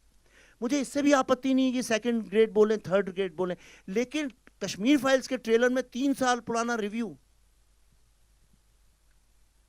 तो यह सवाल अपने कॉन्शियंस से पूछिए कि जब टेररिस्ट को ग्लोरीफाई करते हैं फिल्मों में, और एक झूठ नैरेटिव जब हम क्रिएट करते हैं, तब तो खूब उसको ग्लोरीफाई और सेलिब्रेशन होता है, जैसे कि हमने सिनेमा की और समाज की ऐसी कोई फिल्म बना दी है। लेकिन एक फिल्म आपको, इसीलिए मैंने वो 20 मिनट का रिव्यू दिखाया, क्योंकि मेरी बात, हमारी बात आप ही के जरिए पहुंचेगी, और कौन ले जाएगा। सिर्फ इसलिए दिखाया, आप देखिए उसके पीछे हमने क्या सच है, क्या मेहनत है, क्या ऑथेंटिसिटी है इस फिल्म की। पर दुख की बात यह है कि इसके लिए इतनी जद्दोजहद, इतना स्ट्रगल, अपने माँ बाप, अपने भाई बहन की सच्ची कहानी सुनाने के लिए अपने देश में हमको, मुझको स्पेशली इस तरह से आउटकास्ट किया जाता है। ये देश के कॉन्शियंस की बात है। ये हमको सोचना पड़ेगा कि हम ऐसे कब हो गए। हम दिल से तो ऐसे नहीं है, तो ये कैसे हो गया? हम किस सिस्टम में बंद गए कि हमको झूठ मूठ में आज उस टेररिज्म को, जिसने लाखों लोगों को मारा है, जिसमें 19 जर्नलिस्ट तो अभी मारे गए पिछले कुछ वर्षों में, जर्नलिस्ट लोग। चलिए, मैं एक चीज हमारी मिस हो गई इस फिल्म को बनाने में। जो सबसे इंपॉर्टेंट चीज, 2-3 चीजें मिस हो गई हैं, क्योंकि जनरली एक सिस्टम है कि डायरेक्टर और एक्टर्स को बैठा देते हैं स्टेज में, पर 2-3 मिस हो गए। मैं आपको बताना चाहता हूं, इस फिल्म पे जब किसी को भरोसा नहीं था, जिस वक्त किसी को नहीं था, सब कह रहे थे कि ये फिल्म तो बनेगी नहीं, तो उसके पहले ही तुम्हें मार डालेंगे, ये फिल्म कैसे बन सकती है, इसको कोई रिलीज नहीं करेगा, अरे इस फिल्म पे क्यों पैसे लगाने। जब किसी को भरोसा नहीं था, तब एक व्यक्ति हैदराबाद से, ही सेड विवेक जी आपको जो बनाना है बनाओ, and he is a very big producer in Telugu cinema. He said जो बनाना है बनाओ, मुझे कुछ जानना भी नहीं है, blindly I am supporting your film. Abhishek Agarwal ji यहाँ पे हैं, आइए सर। और ये ऐसे कपड़े इसलिए पहने, ने 40 दिन की मन्नत मांगी है, ज़मीन में सोते हैं, वरना बड़े खूबसूरत कपड़े पहनते हैं ये बहुत अच्छे। तो इसका भी एंगर डालेंगे, भगवे ने बनाया। हाँ, तो और इस फिल्म की जो शूटिंग थी, इतने कम पैसे में इतना बड़ा ग्रैंडर क्रिएट करना इज इम्पॉसिबल। जो काम किया एक बहुत ही यंग फ्रेश डीओपी ने, मैं Uday Singh Mohite, brilliant work he has done, आपने देखा होगा, एक्सीलेंट, आउटस्टैंडिंग। और वो जो पूरी डल लेक फ्रीज हो गई थी, उसमें छोटे छोटे छोटे तो थोड़े से रास्ता बना के जाते हैं छोटे से शिकारा में, बहुत डेंजरस भी लगता है, सब होता है। और जब ये बैठे कैमरा लेके, तो तभी इनको वो शिकारे वाले ने बोला कि साहब आज सुबह ही कोई गिर के अंदर मर चुका है, पर उसके बावजूद ये लगे रहे। तीसरी चीज़ इस फिल्म की, जो एक चीज़ थी, जब ये फिल्म बन गई, मैं ज़्यादा बहुत म्यूज़िक करना नहीं चाहता था इस फिल्म में, मुझे लगा म्यूज़िक करूँगा तो ये टिपिकल फिल्म जैसी डिस्टर्ब करेगी लोगों को। तो उस वक्त हमारे जो म्यूज़िक डायरेक्टर थे रोहित शर्मा, मैंने उनसे एक ही बात बोली, क्या ये संभव है कि साइलेंस को म्यूज़िक की तरह यूज़ कर सकें? तब रोहित शर्मा यहाँ पे हैं, बहुत ब्रिलियंट म्यूज़िक डायरेक्टर हैं, इन्होंने इस फिल्म का म्यूज़िक बुडापेस्ट में कैसे रिकॉर्ड किया, और आप सुन रहे होंगे जो म्यूज़िक उसमें सोलो चेलोज वगैरह सुन रहे हैं, वो सिर्फ म्यूज़िक सुन के ही आप दर्द से आपका दिल भर जाएगा। So and Kali ji is here, he is with Abhishek Agarwal ji के एकदम लेफ्ट हैंड मैन है, और यही सूत्रधार भी हैं इस कहानी के। तो बाकी चिन्मय जी शूट कर रहे हैं। पल्लवी ने जब मुझसे बोला चिन्मय मंडलेकर को जो रोल कर रहा, आप समझ गए होंगे किसके ऊपर बेस्ड है, कहा कि इस रोल के लिए उसको ले लो। मैंने कहा अरे पागल हो गई हो, मराठी एक्सेंट में वो कश्मीरी बोलेगा। लेकिन आप जब फिल्म देखेंगे you will B blown up, बहुत अच्छा उनने काम किया है। मिठुंदा यहाँ पे नहीं है, मिठुंदा जैसे जैसे एज होते जा रहे हैं, वाइन की तरह से बिल्कुल वैसे ही होते जा रहे हैं, एक बहुत ही प्रेशियस लेजेंडरी वाइन बनते जा रहे हैं। पर उनने जिस इस रोल के लिए 1-1.5 साल जितना चलता रहा कोविड, उसमें दाढ़ी बढ़ा के रखी, और जिस तरह से वो चले हैं, उनकी बॉडी लैंग्वेज और जिस रोल उनने किया, बहुत ही काबिल तारीफ़ है। और किसी को मिस मृणाल एंड प्रकाश बेलावड़े जी यहाँ पे नहीं है, वो बेंगलोर में रहते हैं, मृणाल शूटिंग कर रही हैं। ये हमारी टीम है, आई थिंक एवरीबडी। और ऑल्सो इस फिल्म में जितने भी क्राउड के सीन्स हैं, उसमें एक्चुअल कश्मीरी पंडित्स थे, जो देहरादून में सब जगह मतलब देहरादून में और मसूरी में और बहुत सारे लोगों में उन्होंने काम किया। आई थिंक और एक और हाईलाइट मैं बता दूं, मैंने आज के ज़माने में ऐसा होता भी नहीं है, लोग सुनना पता नहीं, वो ये कि कुछ कोइंसिडेंटली ऐसा हुआ कि जो सेकेंडरी कास्टिंग होती है वो लोकली होती है, कि आप जब वहाँ जाते हैं तो करते हैं जो 4 डायलॉग वाले, 3 डायलॉग वाले, 2 डायलॉग वाले। इसमें कुछ ऐसा पता नहीं कैसे ईश्वर की लीला, ऐसा कोइंसिडेंस हुआ कि जितने मुस्लिम कैरेक्टर्स हैं उसके लिए सारे हिंदुओं की कास्टिंग हो गई। ऐसा कोई डेलिब्रेट नहीं था, ये मत सोचिए हमने ऐसा सोच के किया। और जितने हिंदू कैरेक्टर्स थे उसमें मुस्लिमों की कास्टिंग हो गई। जो छोटा बच्चा कृष्णा है इस फिल्म के अंदर, एक्चुअली वो अस्मा एक छोटी लड़की है, जो आयशा एक मुस्लिम लड़की है। और जो हिंदू फैमिली भाषा के हस्बैंड वगैरह जो बने हैं सारे, वो सारे मुस्लिम लोग हैं। और इनके जो नेबर्स जो मुस्लिम बने हुए हैं वो सारे हिंदू लोग थे।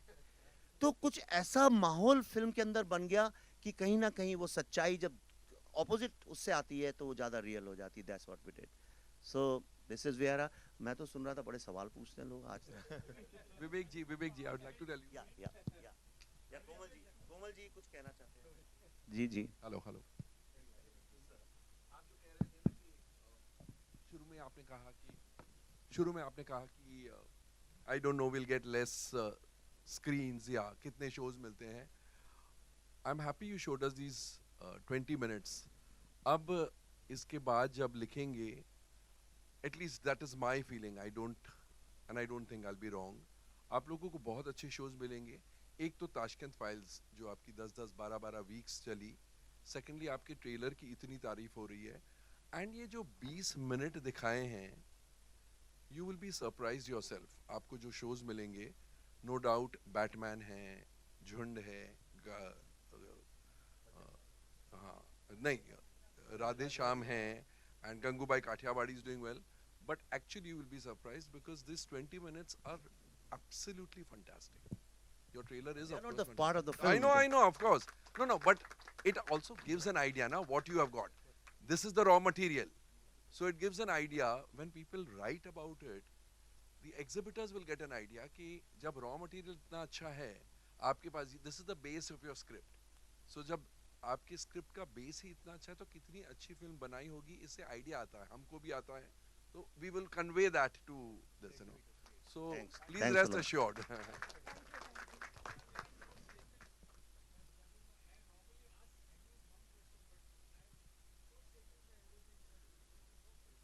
अच्छा, आप इतनी इतनी सीरियस बात हो गई, मुझे डर लग रहा है कहीं आप लोग ये ना सोचें कि अरे कहीं ऐसा नहीं बड़ी फ्यूनरल जैसी फिल्म है, मनूस फिल्म है, बड़ा यानी और किसी के मरने में जाते हैं. तो मैं आपको एक बात, सच्ची बात बताऊं, इट्स अ प्योर फिल्म. इतना तो मुझ पर भरोसा करिए कि मैं फिल्म को एंगेजिंग और एंटरटेनिंग तो रखूंगा. आपको ये 2 घंटे 50 मिनट की फिल्म है. 4-5 हजार लोगों ने देखा है, जो कि ना तो हमारे भक्त थे, ना हमारे से कुछ लेना देना था, जनरल पब्लिक ने देखा है. और एक यूनानिमस रिस्पांस सबका यही था कि जब हम आए थे सोच के, अमेरिका में तो इंटरवल भी नहीं होता है, कि 2 घंटे 50 मिनट की फिल्म है, कैसे देखें. लेकिन हम पूरे time edge of the seat पे देखते रहे. बाथरूम जाना था, नहीं गए. और आप कहीं झूठ तो नहीं बोल रहे थे, नहीं 2 घंटे 50, हमें तो 2 घंटे की लग रही है. आप एक बार चेक करिए. ये रिएक्शन जनरल था. अगर आपका भी ऐसा कहीं रिएक्शन हो, प्लीज मुझे फोन करिएगा, मुझे बड़ा अच्छा लगेगा सुन के. तो this is a very engaging film, let me tell you. It will engage you with brilliant dialogues, performances, और एक फिल्म में एक inherent wit चलता रहता है, वो आप देखेंगे. You cry for very different reason. When you'll see the film, you realize why you are crying. It's not about people getting killed. It's about something else. I leave it at that suspense. विवेक जी, एक चीज जरूर कहना हाँ, चाहूंगी. वो trailer भी हमारा unusually लंबा है, 3.5 मिनट का है. एक चीज मैं भी कहना चाहूंगी कि आपकी ऐसी फिल्में होती हैं कि उस पर लिखने के लिए हमें भी बहुत प्राउड फील होता है और हम कुछ अच्छा लिख पाते हैं. मुझे याद है कि ताशकंद फाइल के बारे में जब मैंने लिखा था तो उन्होंने वो ग्लैमर पेज पे नहीं डाला था, फ्रंट पेज के लास्ट में. आपका बहुत बहुत शुक्रिया. मैं आप सबसे, मैं पल्लवी, अनुपम जी, मिठुंदा के बिहाफ पे, पुनीत जी, दर्शन, मैं सबके जो भी इस फिल्म से इन्वॉल्व है, उन सबके बिहाफ पे शायद अपने करियर में पहली बार हाथ जोड़ के आपसे विनती कर रहा हूँ कि इस फिल्म के बारे में जो पॉजिटिव नेगेटिव जो है, लेकिन इसको ब्रीदिंग स्पेस दीजिए. इसको फिल्म थिएटर में आने के बाद एक सांस लेने का मौका दीजिए. क्योंकि होता क्या है, कई बार फिल्म रिलीज होने के पहले ही लोग उसका गला मोड़ देते हैं. इसको एक बार सांस लेने दीजिए. और आपके आशीर्वाद से, आपके स्नेह से मुझे पूरा विश्वास है कि लोगों तक ये बात पहुंचेगी. Thank you very much. Thank you so much ladies and gentleman, बहुत बहुत शुक्रिया. जी कुछ कह रहे हैं? हाँ ma'am, you want to ask something? एक सेकंड.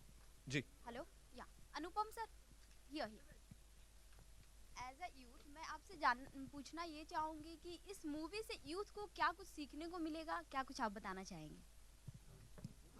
ये सवाल आप एक यूथफुल पर्सन से ही पूछ सकती थी. हाँ वही ना. तो एज ए यूथ मुझे क्या लगता है कि ये आज के यूथ को उनके देश में क्या हुआ, क्या हो रहा है 32 साल पहले, ये जानना बहुत ज़रूरी है. It's very important to know your history.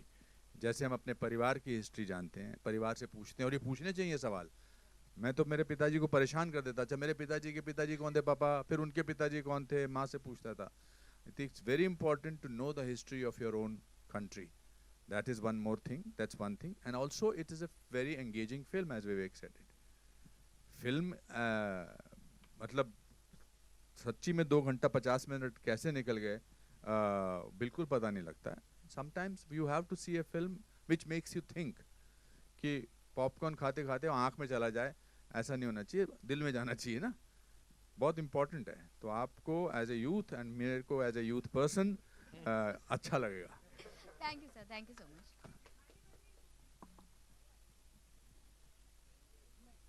नहीं अभी नहीं. फिल्म जब, ऐसा मेरा इरादा है, जब फिल्म रिलीज हो जाएगी तो उसको एक वेब सीरीज की तरह से वी विल रिलीज इट, क्योंकि वो इतना ज़्यादा मटेरियल है. थैंक यू सो मच, बहुत बहुत धन्यवाद आप सब यहाँ पर आए. And it's now time for a quick photo op. जी जी अरे आप लोग रुक जाओ ना, निकाल दो यार, विजुअल चल रहे चाहिए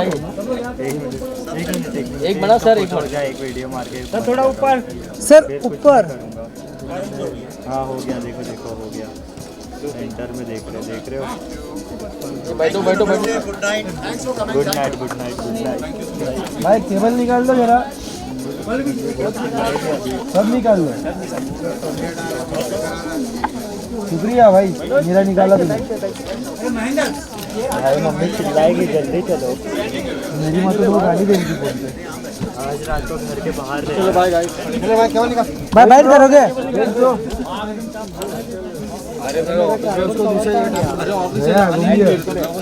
कर ले, बोले 9 बजे का जबरदस्ती तू ही बोला, चलो मजा कर रहे भाई, ब्लैक कलर का संडे का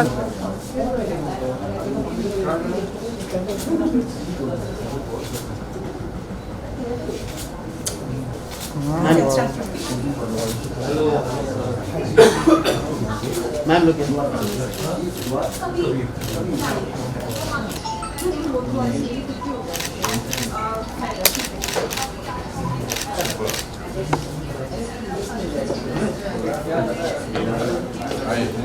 2 minutes पहले भी मैम ओके, या तो सोलो सोलो कर ले, हाँ ले लो भाई, सोलो सोलो कर, हाँ ले लो, क्या बात, सर अभी सोलो सोलो फोटो, चलो हाँ ले लीजिए, किसका लेना है, खेर साहब का, हाँ हाँ चलो,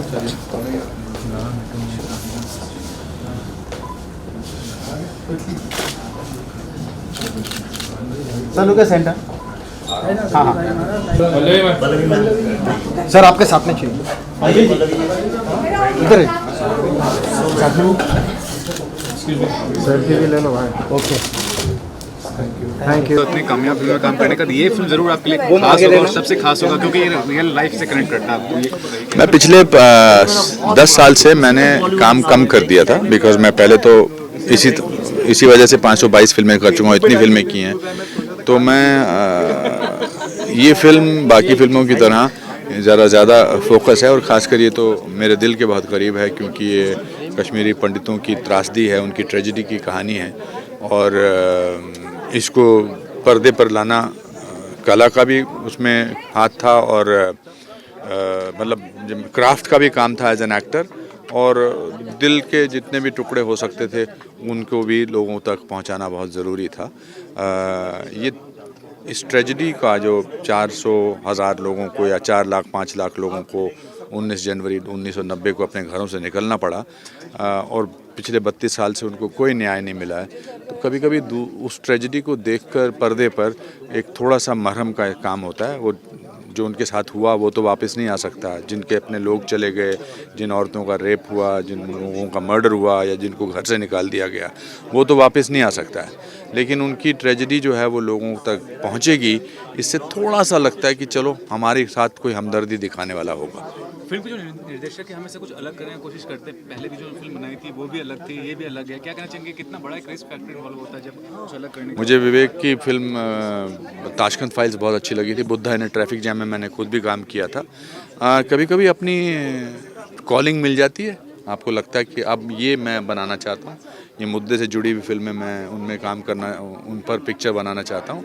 I think Vivek Ranjan Agnihotri has got his calling, he has found his niche, he's found his truth, and that's very very very powerful.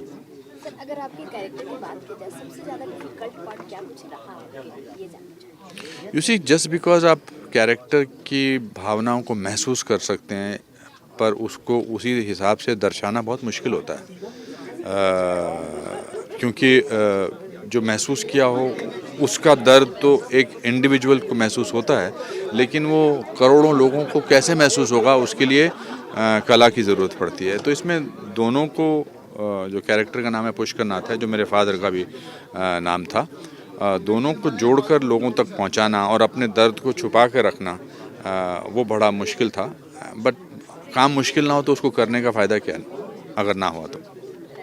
Sir आपसे और एक बात जानना चाहूँगी, जिस तरह जैसे आपने ये कश्मीर फाइल में पूरी ये जो मतलब रिसर्च किया है, आपने सारी सच्चाई को आपने दर्शाने की कोशिश की है, जानना ये चाहूँगी कि कहाँ पे आपको लगता है कि सबसे ज़्यादा फॉल्ट यहाँ पे है, इसलिए ये घटना हुई, किसकी फॉल्ट लगती है? कभी कभी सच्चाई को दिखाने में एज इट इज़ उसमें किसका फॉल्ट रहा, किसकी परेशानी थी, वो लोगों को डिसाइड करना चाहिए।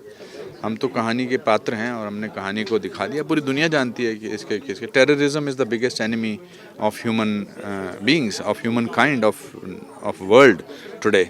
और यही टेररिज्म का ये जो थे ये शिकार हुए ये कश्मीरी पंडित। एक वरना कश्मीर जो है वो उसका कश्यप, ऋषि कश्यप के नाम से उस पर रखा गया है और धीरे धीरे करके सब लोग वहाँ से निकाल दिए गए हैं। तो आई थिंक टेररिज्म ने हर किस्म के इंसान को, हर किस्म के धर्म को नुकसान पहुंचाया है, न केवल पंडितों को, ब्राह्मणों को या हिंदुओं को, पर उसमें मुसलमान को भी काफ़ी टेररिज्म के शिकार हुए हैं, काफ़ी उनकी भी जानें गई हैं। सरदारों को अभी भी कश्मीर में कितने लोगों ने मुसलमानों को ही मारा है, कितने सरदारों की रिसेंटली हत्या की गई है। तो biggest enemy of today's world is terrorism. नमस्कार। Thank you. में हुआ द कश्मीर फाइल आप लेकर आ रहे हैं, सबसे पहले क्या ऑडियंस को बोलना चाहेंगे? मैं सिर्फ अपने दर्शकों से यही कहना चाहूँगा कि ये यथार्थ है, बहुत ही सत्य है और ये जो कड़वा सच है ये लोगों तक ज़रूर पहुँचना चाहिए। और ये विवेक अग्निहोत्री साहब ने जो ये जो बीड़ा उठाया है वो बहुत ही काबिल तारीफ़ है। You know he deserves all the credit to bring this story out. बहुत ही बढ़िया बात है। और देखिए ये बहुत ही मार्मिक है, बहुत ही दारुण है, इतनी इमोशनल कहानी है ये कि जो सत्य है। आप देखेंगे कि मेरा तो ये कहना ज़रूरी ये चाहता हूँ कि अपने दर्शकों से कि हर भारतीय को ये फिल्म देखनी चाहिए ताकि उन्हें पता चले कि किस तरह एक मास एक्सोडस हुआ, जेनोसाइड किया गया, एक कम्युनिटी को मार मार के भगा दिया गया, ताकि ये लोगों को दिल दहला देने वाला जो ये सब्जेक्ट है लोगों तक पहुँचे, बिकॉज और ताकि इस तरह की दोबारा घटना हमारे देश में फिर ना हो। यही रीज़न है कि हम सब इस कॉज से जुड़े हैं और हमने ये विवेक साहब ने ये फिल्म बनाई है, बहुत ही काबिल तारीफ, बहुत ही बढ़िया फिल्म बनाई है। जिस तरह से आपने कहा कि ये कड़वा सच है, सो कहाँ आपको लगता है किसकी गलती है, क्या कुछ फॉल्ट है जिस तरह से ये स्टोरी बन? देखिए आप जब फिल्म देखेंगे आप रियलाइज़ करेंगे कि किसने, देखिए जो जेनोसाइड हुआ, जो मास एक्सोडस, जो आप देखेंगे जो एक कम्युनिटी को जो प्रोसिक्यूट किया गया, ये पहली बार नहीं हुआ है। ज्यूस के साथ हुआ हमारे देश में। आप देखिए पार्टीशन से पहले, बिकॉज मेरे जो पिताजी थे, मेरे जो दादाजी थे वो रावलपिंडी के थे, सियालकोट के थे, पेशावर के थे, तो किस तरह वे रातों रात उनको एक भाई देश आज़ाद हुआ, पार्टीशन हुआ तो उन्हें पाकिस्तान छोड़कर, जो हमारा जो हिंदुस्तान था वो वेस्टर्न पंजाब था, उसे छोड़ के वहाँ आना पड़ा। तो मैंने जो कहानी सुनी थी यार, कितना मतलब एक कपड़ों में सब कुछ, घर बार हर चीज़ छोड़ के वो आ गए थे, तो एक डिस्प्लेस हो गए थे। उसके बाद में फिर 1990 के दशक में पता चला कश्मीरी पंडितों को, हिंदुओं को मार मार के बाहर निकाला जा रहा है, जस्ट बिकॉज आप एक कम्युनिटी को बिलोंग करते हैं और उस पर कोई आवाज़ नहीं उठा रहा। आप देखेंगे क्या क्या हुआ। और तो ये जो सच था, ये जो कड़वा सच है, ये लोगों तक लाना बहुत ही ज़रूरी था। देर आए दुरुस्त आए, 30 वर्षों बाद या 35 वर्षों बाद, ये कितने ऑलमोस्ट दिस इज 32 ईयर्स के बाद ये फिल्म जो है वो 89 में शुरू हो गया था, ये फिल्म आ रही है। तो ये बहुत ही ज़रूरी है, ये आनी चाहिए फिल्म, ताकि लोगों को पता चले और हम जो है इस तरह की दोबारा ऐसा जो जेनोसाइड ये नहीं होना चाहिए। और क्योंकि यहाँ पर हिंदुस्तान में हर भारतीय को रहने का अधिकार है और किसी के साथ भी ऐसा नहीं होना चाहिए।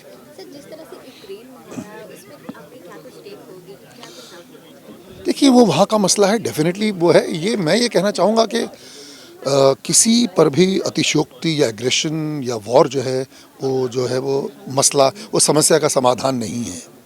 बिकॉज जब एक युद्ध जो वॉर होता है तो जो आप देखिए जो घाव तो जो है जो माताओं को, बहनों को, बच्चों पे इसका जो असर है वो केवल उन्हीं पर नहीं पड़ेगा, पूरे विश्व पर पड़ेगा। और वॉर चीज़ ही ख़राब है। तो देखिए बाद में तो जो पॉलिटिशियंस हैं वो हाथ मिला लेंगे, हाँ लोग पेपरों में लिख देंगे, सब लिख देंगे, लेकिन जो अपना बेटा खोएगा, जो अपना पति खोएगा, जो अपना बाप खोएगा, उनका दुख तो वैसा वैसा रहेगा। ये है, और ये जो हुआ है, मैं ये समझता हूँ कि रशिया का ये भी एक रिएक्शन है जो उन्होंने किया है। अगर आप उनका पढ़ें तो वो किसी हद तक वो गलत नहीं है। उनको लगता है कि भाई आप ये जो बिग डैडी अप्रोच क्यों है, आपने इराक को इन्वेड किया और उसको निस्तो नाबूद कर दिया, उस मुल्क को, सिर्फ ये इस प्रिटेक्स्ट पर कि ये इस कंट्री में वेपन्स ऑफ मास डिस्ट्रक्शन है। आपने पूरे मुल्क को निस्तो नाबूद कर दिया, तहस नहस कर दिया। तो आपने कहा कि नहीं sorry, our intelligence failed us. लेकिन जो लोग मरे उनका क्या? तो ये जो बिग डैडी अप्रोच है जिसके खिलाफ रशिया ने आवाज़ उठाई है, तो बहुत सही किया, और उन्हें क्यों नहीं करेंगे। तो ये बट ये जो है लोगों का मरना, ये बिल्कुल सही नहीं, मैं ये मानता हूँ। और बस मैं तो चाहूँगा कि जितने ये युद्ध जो है ये समाप्त हो फटाफट, बिकॉज ये न केवल उन पर, ये हम पर भी, पूरी दुनिया पर इसका वो होगा। और war is not the answer for any problem. बैठ के डायलॉग में करके इसको तय करना चाहिए, और बस ईश्वर से यही प्रार्थना रहेगी कि बहुत जल्द ये ख़त्म हो।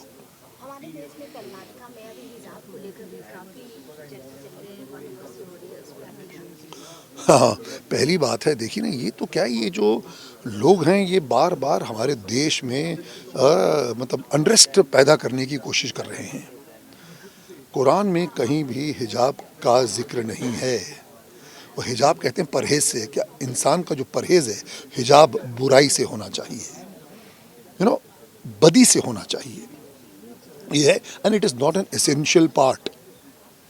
तो ये खामखा भाई, आप अपना आप पहनिए। आप अगर आप एक बिलीव करते हैं, आप घर पे हैं, आप बाहर घूमने जा रहे हैं, करिए। लेकिन स्कूल्स जो हैं, जो एक इंस्टीट्यूशंस हैं, उनका एक जो ड्रेस कोड है, हमें उसको फॉलो करना चाहिए।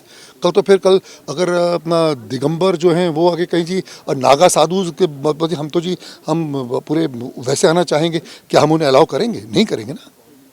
तो ये बिल्कुल जो है ये पॉलिटिकली मोटिवेटेड है, ये ज़िंदा रखने के लिए, ये जो तबके हमारे देश को तोड़ने के लिए ये लगे हुए हैं। और ये बहुत ही, और सुप्रीम कोर्ट का वर्डिक्ट पहले भी था कि it is not an essential. ये आप पहना, आप घर में पहनिए, आप बाहर रहिए। और औरतों पे जो ये जो पाबंदी लग रही है, क्योंकि वे जो लोग इस तरह की, मेरे हिसाब से नहीं होना चाहिए। God bless. सर, सबसे पहले तो आपको बताना चाहूँगी कि हमने 20 मिनट का जो देखा है बहुत ही ज़्यादा दिल को छू जाने वाली है, और जिस तरह से ट्रेलर हमने देखा वो भी दिल को छू जाने वाली है। ये इंसिडेंट जिस तरह से आप सच्चाई के साथ ला रहे हैं, द कश्मीर फाइल्स, क्या कुछ आप बोलना चाहते हैं ऑडियंस से? सबसे पहले ये मैं सबसे पहले ये कहना चाहूँगा कि ये फिल्म सच्चाई पर आधारित है। ये एक दिल से बनाई गई फिल्म है, और मुझे उम्मीद है कि आप लोगों के दिल तक पहुंचेगी, और वो हो भी रहा है, क्योंकि मैं आप लोगों के रिव्यूज़ देख चुका हूं। आप लोग जिस तरह से ट्रेलर को देख कर टच हुए हैं, उससे प्यार किया है, उसको रिस्पॉन्ड कर रहे हैं, जिस तरीके से हमारी फिल्म को हेल्प कर रहे हैं लोगों तक पहुंचाने में, उसके लिए थैंक यू। और मुझे उम्मीद है कि ये फिल्म भी आपको जैसे ट्रेलर पसंद आया वैसे ही फिल्म भी पसंद आएगी। अगर कैरेक्टर की बात की जाए, जब आपको ये ऑफर किया गया था, क्या कुछ आप फर्स्ट थाउट था इसको लेकर, और जब ये कैरेक्टर आप निभा रहे थे, क्या कुछ आप सोच रहे थे? जब मुझे ये कैरेक्टर ऑफ़र किया गया था, तो सबसे पहले मुझे याद है, मैं पल्लवी मैम से मिला था, और उन्होंने मुझे ऐसे ही वीडियोस दिखाए थे, जो अभी आपने 20 मिनट्स के वीडियो देखे, जो रियल लोगों के साथ जो बीत थी उन पे आधारित थे। उन्होंने डिफरेंट कंट्रीज़ में जाकर शूट किया था, और मैं नम रह गया था। शायद मैंने यहाँ भी देखा, लोगों की आंखें भर आई थी वो सब देखने के बाद। तो मुझे समझ नहीं आ रहा था मैं क्या बोलूँ क्या ना बोलूँ। फिर मेरी मुलाकात विवेक सर से हुई, और उन्होंने मुझे ज़्यादा क्योंकि मैं वो वीडियोस देखने के बाद कुछ बोलने की उसमें था नहीं, तो उन्होंने कहा मैं समझ सकता हूँ। तो उन्होंने मुझे स्क्रिप्ट दी, और स्क्रिप्ट पढ़ते वक्त मुझे सेम एग्जैक्टली जो मैंने वीडियोस में देखा था, जो डायलॉग सुने थे, जो लोगों की बात सुनी थी, वही फिल्म के अंदर था। एक भी शब्द ना इधर से ना उधर से, क्योंकि विवेक सर ने बहुत ही खूबसूरती से वो स्क्रीन प्ले और डायलॉग्स लिखे थे, और जो रियल हैं और जो रियल हुआ है। क्योंकि इसी वजह से अब आप देखें तो रील और रियल के बहुत सारे मीम्स बन रहे हैं, क्योंकि पब्लिक डोमेन में है वो सब कुछ जो हुआ था। तो इस कैरेक्टर को प्ले करते वक्त मुझे बहुत कुछ ऐसे ही वीडियोस देखने पड़े जो बहुत पेनफुल थे, और जिनसे मैंने शूट स्टार्ट किया था, उससे फिल्म ख़त्म होने के 15-20 दिन बाद तक मुझे थोड़ा ऐसा लगने लगा था कि मैं डिप्रेशन में चला गया हूँ, क्योंकि वो कैरेक्टर ही थोड़ा सा चैलेंजिंग। ये कृष्णा पंडित का बहुत चैलेंजिंग कैरेक्टर है, क्योंकि स्टूडेंट है, बहुत सारी न्यूज़ से इधर से उधर से कुछ बातें सुनता है, लेकिन रियलिटी कुछ और होती है। तो वो जब उसके सामने कुछ उल्टा होता है तो वो बहुत ही फ्रस्ट्रेटेड हो जाता है लाइफ। और तो वही है कि बहुत चैलेंजिंग रहा, लेकिन अभी प्यार मिल रहा है तो या I am glad people are liking it. Sir आपसे एक बात और जानना चाहूँगी, जिस तरह से अभी यूक्रेन में चल रहा है, इसमें क्या कुछ आपकी टेक होगी? एक्चुअली दिल टूट जाता है ये सब देखकर। मुझे लगा था कि कोविड ने हमें बहुत कुछ सिखाया कि हम एक दूसरे के बगैर जी नहीं सकते, हमें एक दूसरे के प्यार की ज़रूरत है, एक दूसरे की हेल्प की ज़रूरत है। कोविड टाइम में यही हुआ था कि लोग सब भूल भाल कर एक दूसरे की हेल्प कर रहे थे हर तरीके से। तो मुझे लगा था कि शायद हमें इससे सबक मिल जाएगा और हम आगे बढ़ेंगे, लेकिन पता नहीं क्या हो जाता है। अभी तक हमारी इकोनॉमी उठी भी नहीं और हम कोविड से बाहर भी नहीं आए हैं, लेकिन अब देश लड़ रहे हैं, लोग लड़ रहे हैं आपस में, फिर से वही शुरू हो गया है। बट आई बिलीव कि ये सब ख़त्म होना चाहिए, क्योंकि प्यार बांटने से प्यार मिलता है, बढ़ता है, और प्यार से ही और एक दूसरे के सहारे से ही हम सर्वाइव कर सकते हैं। अभी जैसे अपने देश में कर्नाटक में हिजाब को लेकर भी बहुत ही ज़्यादा कंट्रोवर्सी हो रही है, बहुत कुछ हो रहा है, आपकी जैसे मैंने बताया कि वो समझ नहीं आ रहा कि लोग क्यों ऐसा हर चीज़ पे अभी टची होते जा रहे हैं और इशू बनाते जा रहे हैं। तो अपने शो को लेकर और क्या कुछ ऑडियंस से आप अपील करना चाहेंगे, क्या कुछ? हमारी फिल्म को ये है कि ये सच्ची घटनाओं पर आधारित है। एक एक चीज़ जो फिल्म में आप देखेंगे वो आप पब्लिक डोमेन में देख सकते हैं, वो रियल में हुआ था। और इस फिल्म का मकसद ये है कि ऐसा कभी किसी भी कौम के साथ, किसी भी इंसान के साथ आगे ना हो। हम इससे सीख लें, हम एक दूसरे से प्यार करें, मोहब्बत करें और एक दूसरे की हेल्प करें, तभी हम लोग सर्वाइव कर पाएंगे और आगे जीवन में खुश रह पाएंगे। तो ये फिल्म आपको ये सीख देगी और ये देगी कि जब इंसानियत ख़त्म हो जाती है तो फिर क्या होता है, तो वो ख़त्म नहीं होने देना है हमें एक दूसरे से प्यार करना है। तो आप लोग इस फिल्म को देखिए और इससे आपको बहुत कुछ सीखने को मिलेगा। Thank you so much. मैंने देखा बहुत ही ज़्यादा इमोशनली, मतलब मैं कनेक्ट हो गई, और जिस तरह से अभी मैंने 20 मिनट का वो जो आपने दिखाया वो काफ़ी ज़्यादा इमोशनल कर दिया। आपसे जानना चाहूँगी, आप ऑडियंस को क्या कुछ बोलना चाहेंगे द कश्मीर फाइल को लेकर? मेरे ख्याल से नाम में ही सब कुछ है, और लोग आएँ फिल्म देखें तो बस उन्हें पता चलेगा। बाकी कश्मीर के बारे में और क्या बोल सकते हैं। आई थिंक हमारे ट्रेलर ने ही जितना बोलना था वो हम बोल चुके हैं।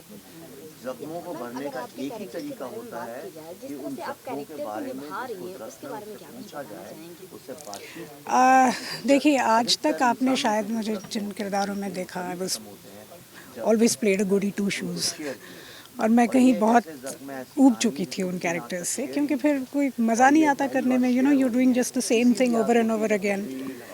But with Vivek I think he gives me very different kind of characters, और जो लोग आपसे एक्सपेक्ट नहीं कर रहे हैं वो जब आप उनको दिखाते हैं तो it becomes a challenge, and it's a very interesting process to get into the skin of these characters, because I am not that person at all. Like कल को मुझे किसी ड्रग एडिक्ट का रोल करना होगा, या रैग पिकर का role करना होगा, या किसी प्रोस्टिट्यूट का रोल करना होगा, there is no way that I can identify with these people, but I will have to, that process becomes very interesting. I have to get under the skin of that character and become them. So because it is nothing like me, the process becomes very interesting, और फिर उसमें आप hard work भी करते हैं उतना, तो इसलिए ये कैरेक्टर्स बहुत इंटरेस्टिंग हो जाते हैं, they become a challenge. Thank you sir. आपको दिखाना चाहते हैं, और हमने ये ट्रेलर देखा, बहुत ही ज़्यादा इमोशनल कर दिया मुझे, और जिस तरह से आपने 20 मिनट का वो दिखाया वो भी ज़्यादा इमोशनल फील हुआ उसको देखकर। ऐसा आप क्या कुछ बोलना चाहेंगे ऑडियंस को द कश्मीर फाइल्स? देखिए, कई बार क्या होता है कि कश्मीर के साथ समस्या ये हो गई कि कश्मीर पे बहुत बात हुई about the genocide, murders, rapes, उसके बारे में बात बहुत हुई, पर जिन लोगों के साथ ये हुआ, जिनके साथ ये मर्डर हुआ, जिनके साथ ये रेप हुआ, जिनके साथ ये सब कुछ हुआ, उनसे किसी ने बात नहीं करी। और जब हम और पल्लवी जी निकले ये बात करने उन लोगों से, आप यकीन नहीं करेंगी कि टूटे हुए दिलों की आवाज़ एकदम अलग होती है। टूटे हुए दिल बोलते नहीं, उनको सुना जाता है। और ये मैंने सीखा कि जब मैंने उनसे बात करनी शुरू की तो यानी मेरे जीवन का एक हिस्सा टूट गया, समझ लीजिए जैसे क्रैश हो गया, कंप्यूटर क्रैश हो जाता है, मैं भी क्रैश हो गया कि हमने सारा टाइम उसको एक पॉलिटिकल नज़रिए से देखने में बिता दिया, पर कहानी तो इंसानों की थी, उनके दर्द की थी। उनकी माँ को मारा गया, बाप को मारा गया, बच्चों को कुचला गया, कहानी तो उस बारे में थी। पर हम बात करते रहे एक ऐसी कहानी की जो एग्जिस्ट ही नहीं करती है। और इतना धोखा दिया है हमने देश के लोगों को, पिछले 30-32 साल में इतना धोखा दिया है, मेरा दिल पीड़ा से भर जाता है। और इसलिए मुझे ऐसा लगा, मुझसे अभी किसी ने पूछा कि इसके लिए कौन जिम्मेदार है, मैंने कहा मैं जिम्मेदार हूँ। और ये फिल्म मेरा प्रायश्चित है, क्योंकि मैं एक फिल्म मेकर हूँ, मैं एक राइटर हूँ। जब ये हुआ था तो मैंने क्यों नहीं कलम उठाई और कुछ लिखा, क्यों नहीं मैंने फिल्म बनाई। कुछ नहीं तो मैं एक कैमरा ले लेता और उससे भी कुछ शूट करके कर सकता था, पर मैंने नहीं किया। इसलिए क्योंकि क्यों करूँ, इससे मुझे क्या फ़ायदा है। लेकिन अब मैं जो कर रहा हूँ ये मेरा प्रायश्चित है। मैं आने वाली जनरेशन्स को इतना साहस और हिम्मत हो इस फिल्म से कि वो भी ये कहानियाँ सुनाने पे मजबूर हो जाएं। जिस तरह से सिचुएशन चल रही है अभी ये यूक्रेन में, अगर बात की जाए उसकी, या फिर अपने देश की बात की जाए कर्नाटका में हिजाब को लेकर, उस पर आपकी क्या कुछ टेक होगी, क्या कुछ ओपिनियन है? देखिए, कर्नाटका में पहली बात तो वो हिजाब की कंट्रोवर्सी नहीं, वो बुर्के की कंट्रोवर्सी है। हिजाब तो सिर्फ सर में वो बांधने को कहते हैं, ये बुर्के की कंट्रोवर्सी है। और मीडिया उसको झूठ मूठ हिजाब कंट्रोवर्सी इसलिए बोल रहा है कि फॉरेन में, अमेरिका और बाकी जगह में हिजाब वर्ड को लेके थोड़ी सेंसिटिव हैं लोग। बुर्का बोलेंगे तो वो लोग भी उसके अगेंस्ट खड़े हो जाएंगे। अमेरिका में बुर्का उर्का कोई नहीं एक्सेप्ट करता है, हिजाब तक ठीक है। तो ये, पर मैं उसके अगेंस्ट इसलिए बोलता हूँ क्योंकि मैंने कश्मीर को बहुत गहरा अध्ययन किया। कश्मीर में अगर आप देखें तो 80 के पहले की जो लड़कियां थीं वो बिल्कुल आपसे भी ज़्यादा मॉडर्न कपड़े पहनती। मॉडर्न का मतलब मेरा ये नहीं है कि कम कपड़े पहनना, मॉडर्न से मतलब वेस्टर्न जीन्स पहनती थी, शर्ट पहनती थी, टी शर्ट्स पहनती थी, हर तरह के कपड़े। और उन लोगों को ऐसा नहीं था कि कोई सोसाइटी बांध रही है कि तुम्हें ये पहनना ही पड़ेगा चाहे कुछ भी हो जाए। उनको स्वतंत्रता थी। और फिर एक ऑर्गेनाइजेशन आई, उन लोगों ने फिर लड़कियों को मार मार के पीट के ये बोला कि अगर तुम पूरा बुर्का नहीं पहनोगी और आंखें भी नहीं दिखनी चाहिए। देखिए वहाँ पे जाली वाला बुर्का, कई जगह पे इतना दिखता है आंखें, वो भी नहीं, यानी तुम कुछ नहीं, तुम्हारी आंखें भी नहीं दिखनी चाहिए तुम्हें, जेल की तरह। और मार मार के उनको बुर्का पहनाना शुरू किया। और सिर्फ उतना ही नहीं, जब ये प्रोसेस पूरी हो गई लड़कियों को बुर्का पहनाने की, आप एक महिला हैं, आप समझ सकती हैं, उसके बाद जो दूसरी लड़कियाँ थीं उन लोगों को बोला तुम तिलक लगाओ ताकि पता चले दूर से कि तुम हिंदू हो और हम तुमको पकड़ सकें। तो मुझे पता है ये कैसे शुरू होता है सारी दुनिया में। अफ़गानिस्तान, ईरान में देखिए आप, इराक में देखिए, वहाँ पे लड़कियाँ छोटे छोटे स्कर्ट पहनती थीं, बीचेस में बिकिनी पहन के जाती थी, उन सब की फ़ोटोज़ अवेलेबल हैं। लेकिन जब टेररिज्म घुसा वहाँ पे, ये इस्लामिक टेररिज्म के साथ सबसे बड़ी प्रॉब्लम ये है कि ये जाते घुसते ही साथ सबसे पहले महिलाओं का और वीकर सेक्शंस को दबाता है, टॉर्चर करता है, उनको बुर्के के अंदर भर देता है। और फिर सारे जो मेल हैं, पेट्रियार्की जो है वो टेक ओवर कर लेती है और बंदूकों के सहारे फिर ना तो आपको गाने की आज़ादी है, ना डांस करने की आज़ादी है, ना कविता लिखने की आज़ादी है, ना एक्टिंग करने की, आपसे सारी आज़ादी छीन ली जाती है।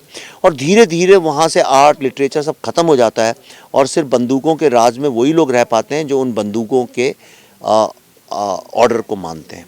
इसलिए मैं इसके अगेंस्ट हमेशा आवाज़ उठाता हूँ। That's the reason.